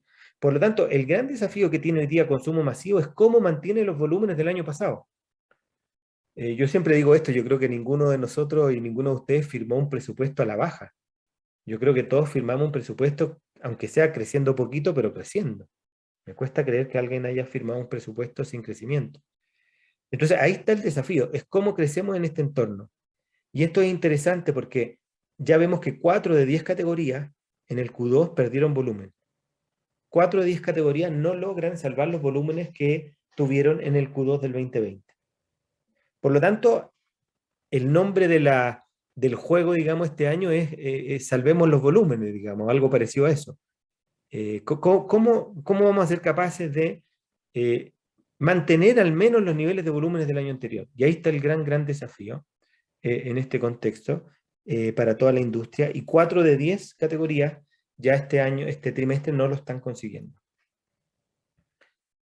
En ese contexto, ¿qué pasa fuera del hogar? Nosotros también medimos todas las compras fuera del hogar. Este es un panel de 2000 individuos que nos declaran las compras, y bueno, esto sigue abajo. Fíjense aquí junio, el último mes que les quiero mostrar, incluso es peor que los meses anteriores, porque aquí empezamos a activar de nuevo los semáforos rojos en muchos estados. Es cuando empezamos a entrar en la tercera ola, y empezamos a tener de nuevo mucho miedo aquí sobre la pandemia, y entonces vuelve a haber mayor aprehensión de la gente a salir. Por lo tanto, este sector sigue con números negativos y sigue siendo un sector hoy día con muchos desafíos. De alguna forma, ¿cómo va a cambiar la historia aquí? Depende primero de la movilidad, es decir, que exista y se recupere una mayor movilidad de manera clara en el mercado mexicano, donde va a ayudar obviamente el control de la pandemia, el avance de la vacunación, pero eso es un factor crítico para este sector. Y el otro factor que yo creo que no es menor, que está también asociado a la movilidad, es lo que termine pasando con la vuelta a las escuelas, ¿no? De los estudiantes, que hoy día está en una zona, diríamos, un poco gris, entre escuelas que abren, otras que no, otras que abren una semana y otra no, o que van jugando, cambiando, pero este es un elemento, puede ser un parteaguas, especialmente para este sector, esa mayor movilidad que debería haber con esta vuelta a la escuela. Todavía es muy reciente, no tengo datos sobre esto, pero esto es relevante también en términos estructurales del mercado. Y claramente esto tiene incidencia también para el sector de ustedes, en términos de esa vuelta a la escuela, que siempre genera también impactos para el sector, ¿no? Ahora, volviendo a las compras dentro del hogar, ¿qué es lo que vemos? Es interesante este fenómeno. En español lo que quiero decir aquí es que, a pesar de que los volúmenes hoy día ya no crecen como antes, no hay forma de que crezcan a ese nivel, por lo tanto ya comparando periodos plenos de confinamiento, los crecimientos son mucho menores, sí se mantienen los hábitos de compra asociados a confinamiento. ¿Qué quiere decir esto? La gente, fíjense aquí estamos comparando 2 periodos puros de confinamiento. Y en estos 2 periodos sigue cayendo la frecuencia de compra y sigue creciendo el ticket. Este es un hábito puro de confinamiento. La gente, ¿qué es lo que hizo? Salgo menos veces, pero compro más. ¿Para qué? Para guardarse, para protegerse, para arriesgarse menos. Entonces, ese mood de hábito de confinamiento se mantiene todavía, incluso comparando 2 periodos puros de confinamiento y comparando con uno primero que fue muy agresivo. Fue muy, digamos, con un encierro muy fuerte. Y vemos todavía cómo hay un reflejo todavía de esos hábitos de confinamiento. Menos viajes y tickets más grandes. Y esto obviamente tiene muchas consecuencias en el mercado en términos de los canales que compran, que vamos a ver, que en general el canal moderno se ve mejor, en los formatos que compran, en general formatos más grandes, tiendas club se ve beneficiado. Hay muchas cosas detrás de esto. Pero el hogar sigue comprando con hábito de confinamiento. Y por eso para mí me gusta más describir esta situación con el concepto de confinamiento más que crisis, porque un hábito de crisis es totalmente al revés. Cuando el mercado está en crisis, que fue lo que vivimos, crisis económica el año pasado, la peor en 90 años, siempre el hogar lo que hace es fragmentar la compra, porque pone foco en el desembolso. Entonces hace compra más chiquita, ¿sí? Hace mucho más compra con tickets más chiquitos, porque regula el desembolso, porque le cuesta que entre dinero a la casa, entonces hacen mucho control a que salga el dinero, ¿sí? Entonces, ¿qué es lo que termina pasando? Es justo al revés. hay muchísimo más viajes de compra, esto sube, y bajan los tickets. Eso es un hábito de crisis. Pero teniendo la crisis que tuvimos, que fue la peor en 90 años, no lo vimos. Vimos un hábito que no es de crisis. Por eso que les digo que lo que explica más todo lo que nos pasó es el confinamiento. Y esto es importante porque hay muchas preguntas que a uno le pueden surgir por la crisis que tuvimos y cosas que no vimos. Claro, es que no, la gente no se movió en modo crisis de alguna forma. Y aquí podemos hablar un montón de por qué. La clase media, por ejemplo, fue una clase que logró tener, los que lograron mantener trabajo, que en general fue la gran mayoría, no, hubo más bien reducción de salario que pérdida de empleo, en general en el mercado. Lo que sucedió ahí es que la clase media tuvo también muchos ahorros, no viajó, no salió a comer a un restaurante, tuvo un apoyo de los pagos de sus créditos, de sus deudas, de 4 o 5 meses de la banca, para que tú no pagues y te ayudamos, ¿no? Entonces, en definitiva, la clase media también, a pesar del contexto que son los que más movieron todo esto, de la clase media hacia arriba, tuvieron ciertos apoyos y formas de solventar la crisis económica que se estaba viviendo si tú mantenías empleo. Entonces, eso genera que se generen cambios que son un poco raros, no normales en una crisis económica como la que vivimos, pero que está asociada a un contexto también absolutamente atípico. No tenemos referencia alguna antes, no tenemos comparación alguna antes sobre lo que vivimos, por lo tanto estamos aprendiendo todo de lo que vivimos. Cuando vemos el contexto de lácteos, miren este cuadro solo con las categorías de ustedes de lácteos, vemos exactamente el mismo fenómeno. Reducción en los viajes todavía y crecimiento en los tickets, con gap menores, pero vemos lo mismo. ¿Sí? Es decir, esos hábitos de crisis también en el mundo lácteo, que uno puede decir aquí no, aquí también se da. ¿Sí? Son hábitos asociados al confinamiento, menores viajes y con tickets mayores, y eso es algo que también en el sector de ustedes se ve claramente, ¿no? Ahora, hay un fenómeno interesante, no lo mencioné antes, se me pasó, que es los precios. Déjenme devolverme. Fíjense, los precios nuestros crecen un 6%, casi en línea con la inflación, prácticamente en línea con la inflación. Esto es interesante porque veníamos mostrando incremento de precios de más o menos el 10%, ¿sí? Y ahora tenemos un incremento mucho más bajo. Una de las razones es este chart, que creció la actividad promocional en el mercado mexicano. Aquí tenemos la actividad promocional en Q2 del 2020 que bajó versus el Q2 del 2019, digamos, y ahora se recupera bastante.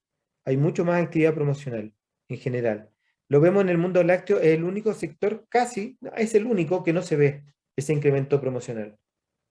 Sí se ve en todos los otros sectores, vean acá, bebida alcohólica un montón, pero en todos los sectores se ve, menos en el mundo lácteo, es el único que no muestra mayor actividad promocional. Pero sí, entonces, en términos generales, hay mayor actividad promocional y hace sentido desde el punto de vista de justamente salvar los volúmenes en esa búsqueda de mantener volúmenes. Y recordemos que el año pasado, como una compra tan fuerte del hogar, también hubo menos incentivo, tanto para los retailers como los fabricantes, de hacer promociones. En general hubo menos promoción, y eso lo vemos aquí en este indicador de promoción. Pero hoy día se está activando. Entonces, eso ayuda a la regulación de precios o a que los precios ya no estén tan disparados como veníamos viendo en consumo masivo en meses anteriores por la mayor actividad promocional. La excepción es lácteos. El sector de ustedes es un sector que se está moviendo con menores niveles de promoción versus el mercado, que es un dato interesante a poner sobre la mesa. En ese sentido, ¿qué pasa con los sectores, ¿no? Aquí hay varias conclusiones interesantes. Primero, lo que les muestro aquí es cómo creció el gasto medio del hogar. Esto es el dinero en promedio que el hogar gasta en el canasto que medimos. Creció un 10% en el year to date, es decir, de enero a junio de este año versus enero a junio del año anterior, creció un 10%. Y lo que vemos aquí es la comparación de Q2, el segundo trimestre de este año, con el mismo trimestre del año anterior. ¿Y qué es lo que vemos aquí? Primero, que hay un menor ritmo, que es lo que ya venimos diciendo desde los primeros charts. Hay menor ritmo de gasto, eso es muy claro. Crece todavía, pero mucho menos el gasto, ¿no? Que era lo que vimos en los primeros charts. Entonces, aquí claramente lo volvemos a reforzar, y eso pasa prácticamente en todos los sectores. Esa misma diferencia, con menor ritmo, en general. Miren el lácteo y tal vez vemos un gap un poquito mayor que la media. Vamos a mostrarlo ahora en participación de mercado, cómo afecta esto para lácteos. Pero en general vemos lo mismo. Tal vez cuidado personal es el único que no se ve tan claro, y es porque cuidado personal, de alguna forma, fue el sector que se mantuvo con menores crecimientos siempre, porque fue el sector más afectado. Así como se benefició lácteos, se benefició alimentos, se afectó cuidado personal. La gente usó mucho menos fragancia, compró y usó mucho menos maquillaje, ¿sí? Muchas categorías de cuidado personal se vieron afectadas por el confinamiento. Entonces, es por eso que aquí no vemos ese gap, porque se mantiene ese mood, digamos, débil de crecimiento del sector. Y una particularidad es que bebidas alcohólicas que se ve muy fuerte, pero esto tiene que ver principalmente por cerveza, y tiene que ver con que la gente efectivamente trasladó mucho consumo de fuera hacia adentro, de fuera del hogar hacia adentro del hogar, del mundo de cerveza, por los cierres de restaurantes o los horarios restringidos, las capacidades restringidas, por el cuidado finalmente, se trasladó mucho consumo de cerveza al hogar, que es un sector hoy día que tiene claramente un desafío en términos de mantener esos volúmenes dentro del hogar para lograr un plus de consumo, ¿no? En la medida que quieran, ¿no? Y de aquí vemos un dato más de lácteos que me parece relevante, que es la estructura de precios. Fíjense que de la mano con que tiene menor actividad promocional, sí es el que más se activa en promedio en precios. ¿Sí? Si la media de activación es 6, aquí es 8.4 en lácteos. Por lo tanto, hay un tema de precio versus el resto del mercado un poco arriba, ¿no? Digamos. Hay mayor incrementos de precio y menor actividad promocional versus el resto de los sectores. Que hay que ver si es un tema que se debe revisar, o puede ser parte de lo que les voy a contar ahora. Fíjense, lo que vemos aquí es cómo el hogar repartió sus 100 pesos de compra en los distintos canastos, ¿sí?, que estamos analizando. Y vamos a ir al mundo lácteos principalmente. ¿Qué pasó? En los primeros 6 meses del año anterior, de 100 pesos que gastó, 19.6 los dejó en lácteos. Hoy día se mantiene en ese 19.6, se mantiene prácticamente flat aquí. Pero cuando vemos el Q2, porque el Q1 fue bueno para lácteos todavía, fíjense el peso que tiene aquí en Q1, estuvo bien versus la media, pero fíjense que en Q2 bajamos en ese nivel de relevancia en el gasto del hogar. De 19.8 a 19.3. Entonces es relevante porque hay que ver si esto es algo puntual del periodo en términos de la distribución del gasto del hogar, o está empezando ya a mostrar menores compras asociado a de alguna forma regular los consumos del hogar versus el boom de compra que ya se hizo en periodos anteriores. Y el otro factor que me parece relevante aquí es posicionar, ojo con la desposición de precio de alguna forma que tiene el canasto, ¿no? En términos del resto del canasto, que se ve con incrementos de precio mayores, no vaya a ser que eso también no nos esté ayudando en el sector, ¿no? El manejo de precio entonces debe ser un tema a revisar en general, ¿no? Y después vemos justo el extremo opuesto, que es cuidado personal, solo como dato particular, que no logra subir. En la medida que estemos confinados, va a ser un sector que va a seguir va a seguir teniendo retos, ¿no?, para recuperarse. ¿Ok? En esa línea, ¿cómo compra el hogar, ¿no? ¿Y qué es lo que vemos? Que el hogar está comprando, de nuevo, siempre en periodos de crisis, el hogar se vuelca mucho más a marcas propias o marcas muy baratas, marcas económicas, ¿ya? Siempre. El año pasado no pasó, hasta ahora no pasa, a pesar de la crisis que tuvimos económica. Por eso les digo que son más bien hábitos de confinamiento, no de crisis propiamente tal, y hábitos muy movidos por la clase media hacia arriba que siguen confinados. Y entonces, ¿qué es lo que vemos? Que esas marcas propias no ganan peso, no crecen, ni tampoco las marcas económicas en general en el mercado, no tienen un crecimiento. Cuando vemos en el mundo lácteos tampoco, ni las marcas propias ni las marcas muy económicas tienen crecimiento. Todo se mueve en las marcas más bien promedio, incluso marcas premium. Por lo tanto, es de alguna forma, desde el punto de vista del valor de las categorías, es una buena noticia, ¿no? Se está protegiendo el valor de la categoría.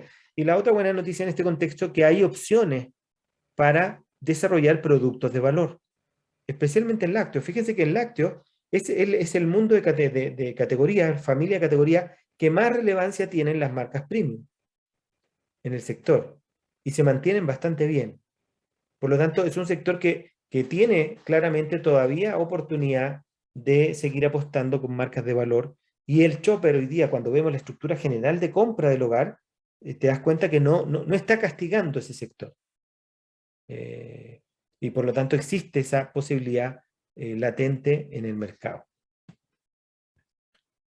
En ese sentido, otro aspecto que pasaba en periodos de crisis es que la compra se iba a formatos pequeños, a formatos más chicos, ¿no? Algo que de nuevo no pasó en el sector, en general en la industria. Fíjense que las marcas o los formatos más bien chiquitos se mantienen en peso, y de hecho crecen más bien los formatos más grandes. Ya estamos comparando dos periodos plenos de confinamiento, pero se mantienen en niveles altos de formatos grandes. Siempre en periodos de crisis, como lo que vivimos el año pasado, que fue una crisis fatal económica, se iba todo acá abajo. Crecía muchísimo este sector de formatos pequeños, por el foco en el desembolso de la gente, que lo llevaba a comprar formatos más chiquitos, a tickets más pequeños, ¿no? Pero eso no pasó. Todo se movió arriba. Y en general creció granel un poco, que puede ser un reflejo del contexto de crisis. ¿Qué pasó en el caso del lácteo? En el caso de ustedes también crece granel, fíjense, que es un sector que crece, es importante para el mundo lácteo, y aquí crece granel también, pero no hay una migración hacia formatos chiquitos, de nuevo, como normalmente lo veíamos en periodos de crisis, ¿no? Por lo tanto, de nuevo, es un modo de compra muy particular, muy diferente a otros periodos de crisis, ¿no? Y como les decía antes, en este contexto ya el reto está cómo mantengo volúmenes, cómo defiendo los volúmenes. En esta gráfica vemos el crecimiento en el corto y en el largo plazo. Estamos comparando Q2 contra Q2 y el rolling year, como en el sentido de más largo plazo. ¿Y qué es lo que vemos? Que hay 43% de las categorías que crecen en el corto y en el largo, es decir, 43% todavía están logrando mantener crecimiento, ¿sí? Pero como les decía antes, después tenemos un sector que está acá abajo, que ya en el corto plazo no está logrando crecer, que son estas 40% de categorías que no está logrando crecer en el corto plazo, ¿no? Ya está teniendo dificultades para crecer en general, y es algo que nos confirma ese desafío que vamos a tener en el resto del año en términos de ser capaces de mantener volúmenes, y si es posible crecer, que es un reto para muchas, pero al menos mantener. Hay 43% de las categorías de las más de 100 que medimos que lo están logrando conseguir, pero el resto está en la batalla, ¿no? Y entonces, en ese contexto, entendiendo todo lo que pasa con las categorías de compra, ¿qué pasa con los canales, no? Y es interesante lo que pasa con los canales, hay varias cosas aquí muy interesantes. Primero que se da lo mismo que veíamos a nivel del canasto de categorías, que el trimestre, el Q2, se ve a ritmos de crecimiento mucho menores, ¿no? En todos lados, es lo mismo. Segundo, aquí vemos el reflejo de los dos mundos que de alguna forma están hoy día jugando en México, que es la base de la pirámide, que no está confinada, que tiene que salir a trabajar, no le queda otra, y la clase media hacia arriba, que está confinada la gran mayoría y que puede seguir trabajando desde casa. Eso se refleja claramente aquí en las estructuras de canales, porque lo están pasando diferente. Hagamos el análisis en estos tres canales principales del canal moderno, que es muy interesante, donde vemos cifras de hipermercados y de tiendas club mucho mejores que las cifras de bodega. Claro, estos canales están mucho más orientados a la clase media hacia arriba, clase alta incluso, en tiendas club, y bodegas claramente mucho más alineados a la base de la pirámide. Entonces aquí vemos cómo se está viviendo diferente este momentum. Por lo tanto, hay una situación diferente en la base de la pirámide que tenemos que tomar a consideración en base a nuestras estrategias, porque ellos de alguna forma sí la están pasando difícil. Ellos sí.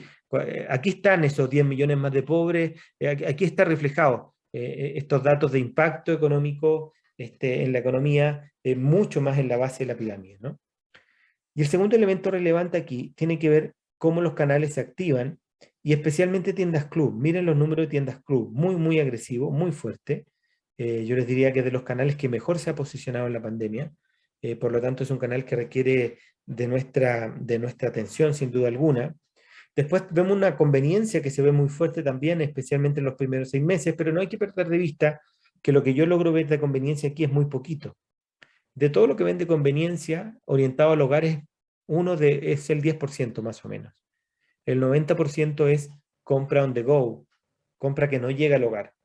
Entonces, de esos 10 pesos, digamos, 1 peso es lo que yo estoy reflejando aquí. Es decir, la compra que está orientada al hogar se activó, pero obviamente el tema de conveniencia, el problema de ellos este año es la compra on the go, en la compra afuera. Esa es la que se cayó, por eso es un canal que en su totalidad está teniendo problemas, muchos desafíos por las compras fuera del hogar. Pero claro, aquí vemos justo el cachito mínimo, ese 10% de su venta que va orientado al hogar, y claro, esa de alguna forma no se ve mal, pero el tema la tiene en las compras fuera del hogar, ¿no?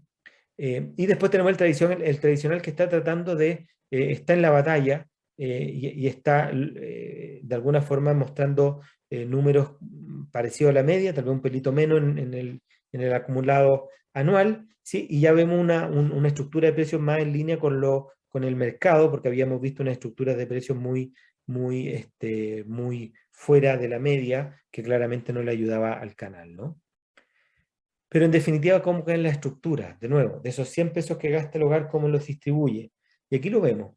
Aquí vemos cómo el autoservicio ya no tiene, pierde algo de peso en esta primera parte de nuestros primeros 6 meses del año, versus lo que mostró aquí, porque aquí hubo el boom, ¿se acuerdan? En Q2, bueno, aquí lo vemos, se disparó la compra en el autoservicio de manera muy fuerte, y eso tiene que ver con cuando nos entramos en confinamiento, esas compras, digamos, de pánico casi, que empezó a hacer la gente en el Q2. Entonces eso ayudó mucho al canal, pero ahora si ustedes ven la tendencia tiende a bajar o a llegar a niveles más normales después de ese pánico, ¿no? Y el tradicional es justo al revés, está intentando recuperar sus volúmenes de lo que perdió en el Q2, pero todavía no logra recuperar. De hecho lo vemos muy claro en el semestre contra semestre, que todavía está bajo, ¿no? Por lo tanto es un canal que sigue, digamos, en la lucha, ¿no? En el cómo recuperan los volúmenes dentro de este contexto, y obviamente para ellos también la movilidad es un factor que los va a ayudar o no.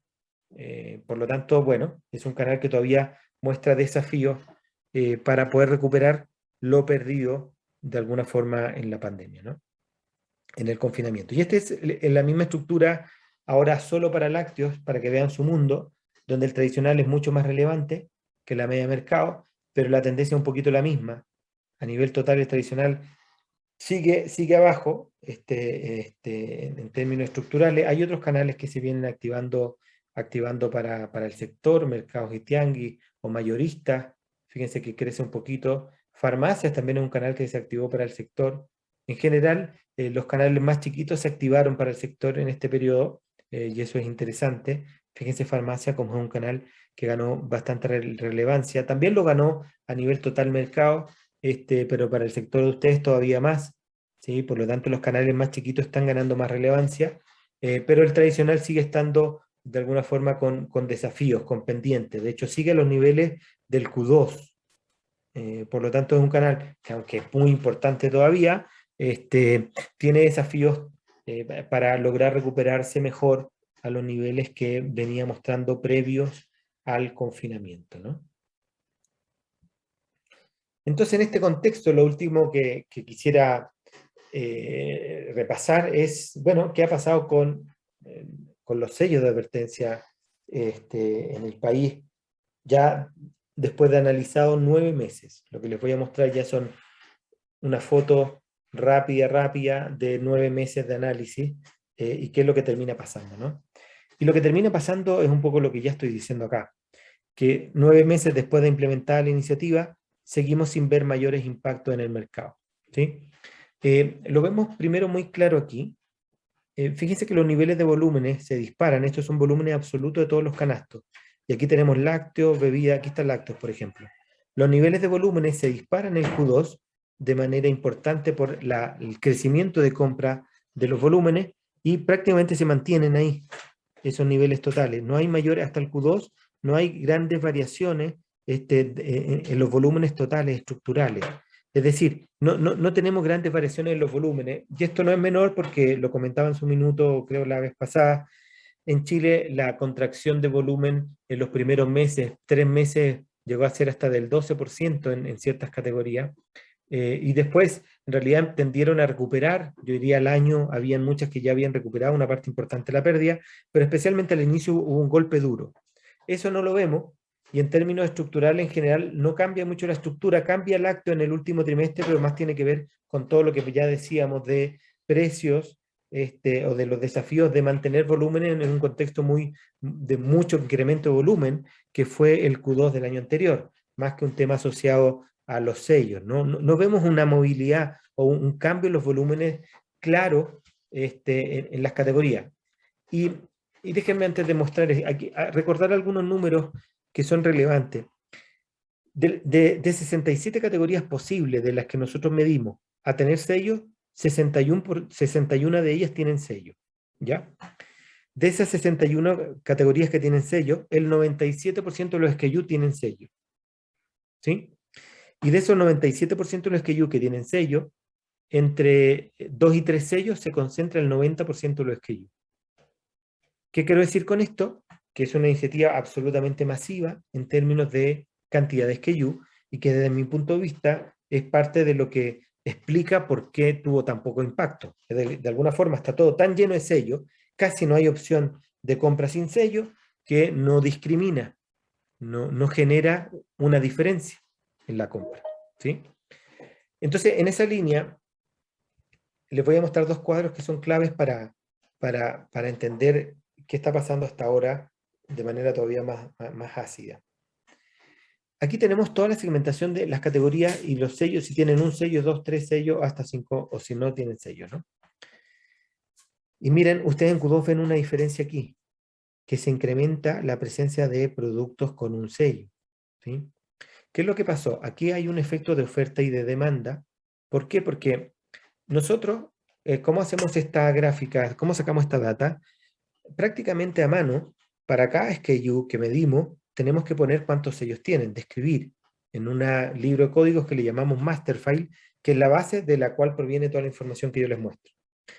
Como es una clasificación prácticamente a mano, no la podemos hacer de manera constante porque tendríamos que montar otra compañía para monitorear esto en el mercado, es muy difícil. Entonces, ¿qué es lo que hicimos? En el periodo ya del Q4, que es cuando se implementan los sellos, sacamos la primera foto. Y lo que hicimos ahora fue actualizar ese libro de código. Es decir, a ver, vamos a ver si ese código que yo decía que tenía 2 sellos, hoy día sigue teniendo 2 o ahora tiene un sello. Y entonces actualizamos todo el master file, volviendo a revisar cada SKU de todo el canasto que medimos. Y cuando hicimos esto nos dimos cuenta que la presencia de un sello creció de manera significativa, ¿sí? Caen los demás, un poquito se ve más claro en lo de 3, ¿no? Pero crece de manera significativa los de un sello. Se mueve, de alguna forma, la presencia de productos con un sello crece de manera significativa. En español diríamos, los hogares que compraron un sello fueron 38.1% de hogares que compraron productos con un sello y antes eran 8.3%. ¿Ok? Pero aquí hay una mezcla de oferta y demanda, porque como yo actualicé mi libro de código, no lo veo de antes y lo veo acá. Entonces yo sé que aquí está metido esa actualización que nosotros hicimos, pero también está metida la demanda. Entonces, ¿qué es lo que hicimos? Aislamos este trimestre diciendo, bueno, aislemos a esos SKU y veamos qué hicieron hacia atrás, cómo se movieron en penetración, para ver si es un tema de demanda y no solo de oferta. Separar los efectos de oferta y demanda. Y eso es lo que vemos en el cuadro siguiente. Cuando hilamos estos SKUs nuevos, que yo sé que hoy día tienen un sello, y vimos cuál era su presencia hacia atrás, es la misma presencia. En español, ¿qué está diciendo esto? En español lo que está diciendo es que hubo una migración hacia menores sellos desde un punto de vista de la oferta, pero no desde un punto de vista de la demanda. Ese hogar que hoy día compra con un sello, antes, aunque tuviese un sello o no, que es lo que está para atrás, no sabemos si tenía un sello o no, pero es la misma penetración, es decir, tiene la misma incidencia de compra. De nuevo, en español, ese producto, si tenía 3 sellos antes y ahora tiene un sello, se está comprando prácticamente igual. Es decir, en términos generales, esa reducción de sellos que desde el punto de vista de la oferta está sucediendo, no está generando un cambio significativo en el nivel de compra en volumen de los hogares.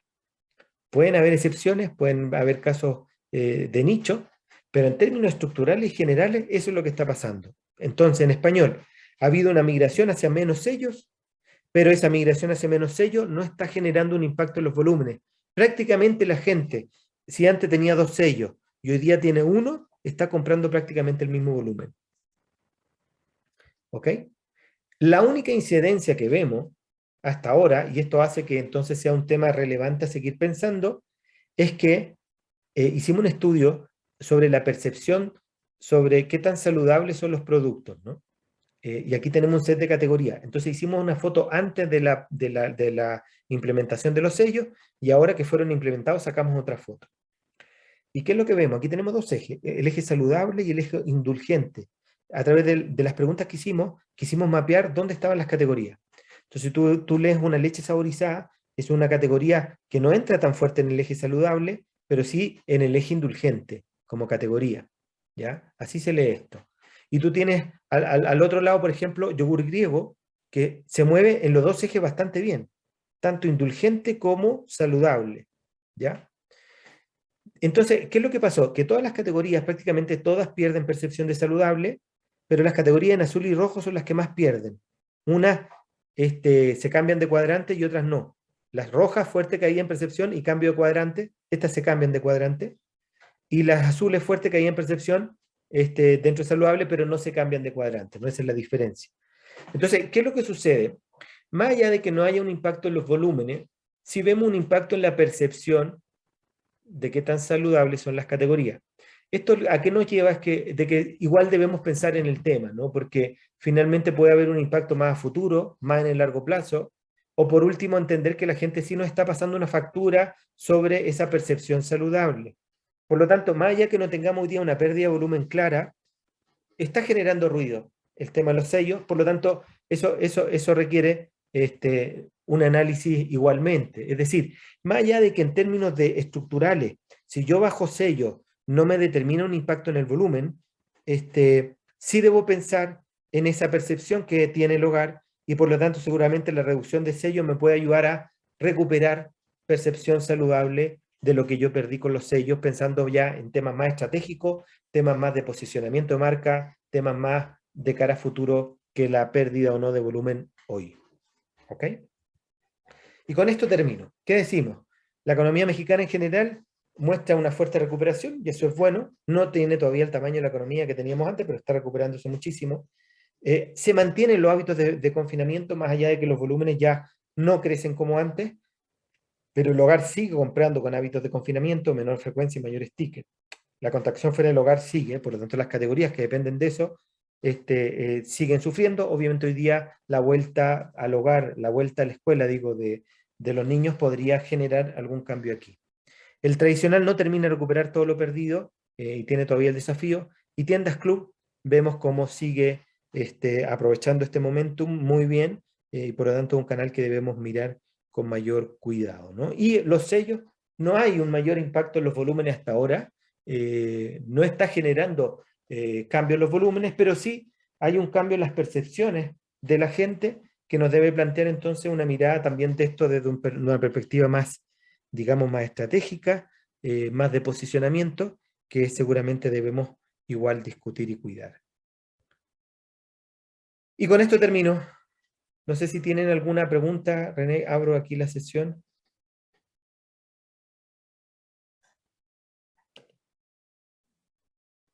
Gracias. No podía reactivar mi micro. No, pues excelente charla, como siempre, Fabián. Pues seguramente todos tenemos ahí varios cuestionamientos o comentarios al respecto. Pero voy a empezar por los que nos han puesto aquí en el espacio para ello. Lo dicen, pero el ticket también incrementa con la subida de precios, ya que el cambio de unidades, si bien sube, no incrementa en la misma proporción que los precios. Se me pusieron cuando estabas comentando el aumento del ticket.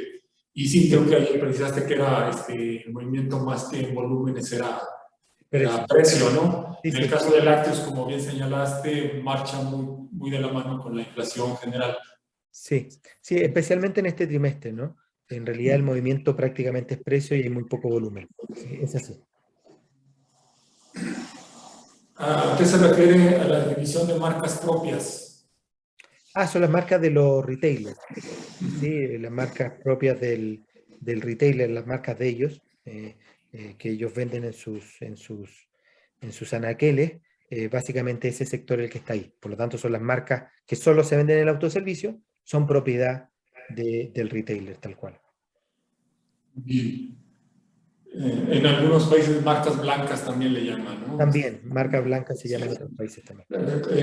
Bueno, algunas quizá las pusieron cuando estabas explicándolo y ya están medianamente contestadas, pero las expongo. Dice, respecto a la NOM 051, ¿qué categoría tuvo un impacto negativo por tener sellos? Lácteos tuvo un impacto negativo por pérdida de personajes en etiquetado por tener sellos. Yo aquí agregaría un poquito a sí, lácteos, pero en general personajes. Sí. El tema a medir es también Sí, mira, por ahora no vemos ninguna categoría que yo te pueda decir tuvo un impacto claro por el tema de los sellos. No hay ninguna categoría. Ahora, desde que se implementaron la salida de personajes, que eso ya empezó en Q2, tampoco vemos impacto. Es decir, esto por ahí partió por marzo, les diría, de este año. Al menos entre marzo y junio, que es la data que yo les estoy mostrando, que ya podemos analizar, tampoco tenemos impacto en los volúmenes por la salida de los personajes. Es decir, los productos que sacaron personajes prácticamente han mantenido sus volúmenes, no han tenido un cambio relevante en sus estructuras de volúmenes. ¿El confinamiento fue lo que dio movimiento al margen económico? Supongo que se refieren al Q2 del año pasado, por ahí, ¿no? Y la otra parte de la pregunta es, ¿cree que a la cultura mexicana le importen los sellos? Es interesante la pregunta. Hay un estudio que también hicimos que yo no les muestro ahora, que es mucho más extenso, que hay varias cosas detrás. La gente percibe que los sellos, primero hay mucha burla cuando esto inicia, ¿no? La gente no entiende nada. Y se generan muchos memes, ¿no? De exceso de cualquier cosa y le ponían el meme a alguien y todo el tema, ¿no? Hubo como mucha burla que también habla de que no lo entendieron muy bien. Y segundo, también hay un elemento de prohibitivo que mucha gente no le gustó, ¿no? Es decir, esto que te digan que esto de alguna forma con el sello incluso negro, es decir, lo que la gente nos decía que si hubiera sido más un tema de recomendación y no de prohibición, podría tener mayor posibilidad de éxito, ¿no? Y un tercer elemento que yo te diría versus la situación en Chile, es que los sellos aquí tuvieron menos impacto porque también había un mindset de foco saludable mucho menos desarrollado versus lo que había en el caso de Chile, donde había años de mucho trabajo sobre esto. Aquí se implementan los sellos, pero no venía todo ese background yo les diría en el caso de Chile, unos 15 años de posicionamiento del tema, de posicionamiento de temas saludables, que en México en realidad nada de eso se produjo y viene y se implementan los sellos, ¿no? Y lo último, se implementa en un contexto totalmente atípico, de encierro, de confinamiento. Hay muchas cosas metidas que hoy día generan que no esté teniendo prácticamente impacto. Sí. Tú mencionabas la parte, digamos, técnica y no opciones, ¿no? Que fue tan invasiva, todo lleno, que no discriminas, pero aquí hay otra cosa más como se refieren aquí la cultura, pues, ¿no? La idiosincrasia, y eso. Sí. Perfecto. Hay no sé si estoy en condición de ese tema de esto, pero dice las nuevas modas o hábitos de la gente, como lo es el consumo, dice, de leche entrecomillado, o sea, bebidas vegetales, como le llamamos desde el sector lácteo. ¿Qué tanto ha afectado la industria del ganado lechero? Ahí ya me cuesta hablar del ganado, sí, me cuesta hablar. Sí te puedo hablar de que es un sector que viene creciendo en general, hay marcas que lo han hecho muy bien, hay una oportunidad ahí, sí, sin duda. Sí. Probablemente en la charla de mañana le daremos continuación a que es sobre el mercado de leche, específicamente. Claro. Y ahí lo desarrollaremos con mayor amplitud. ¿Es posible que la disminución en la percepción de saludable se deba al efecto que debemos cuidar nuestra salud por la pandemia y no necesariamente por los sellos presentes en los productos? Es buen punto, porque se mezclan las dos cosas, es verdad, es verdad. Se mezcla tanto los sellos como la mayor preocupación de todos en la salud para cuidar, estar mejor parados si enfrenta una enfermedad como el COVID. Es verdad, se mezclan las dos cosas, es muy difícil separar los dos fenómenos. Está todo metido ahí, pero de alguna forma es verdad que está ahí, están juntos, sí, es verdad. Gracias. A pesar de que los sellos no han impactado el consumo todavía, ¿anticipa un impacto en el futuro próximo? ¿Cree que los sellos lleguen a diferenciar el consumo entre hogares de mayores y menores ingresos? Sí, y aquí ya te doy como mi opinión personal, porque aquí ya cuando uno piensa en el futuro es difícil, ¿no? Y desde eso yo creo que como está estructurado y por todo lo que hemos visto hasta ahora, 9 meses después, veo muy difícil que tengamos impactos después. O sea, me cuesta creer que vengan los impactos después. Normalmente estas iniciativas cuando se han implementado, los golpes son al inicio y después se recuperan los volúmenes. Veo muy extraño que tener cero impacto al inicio e impacto después.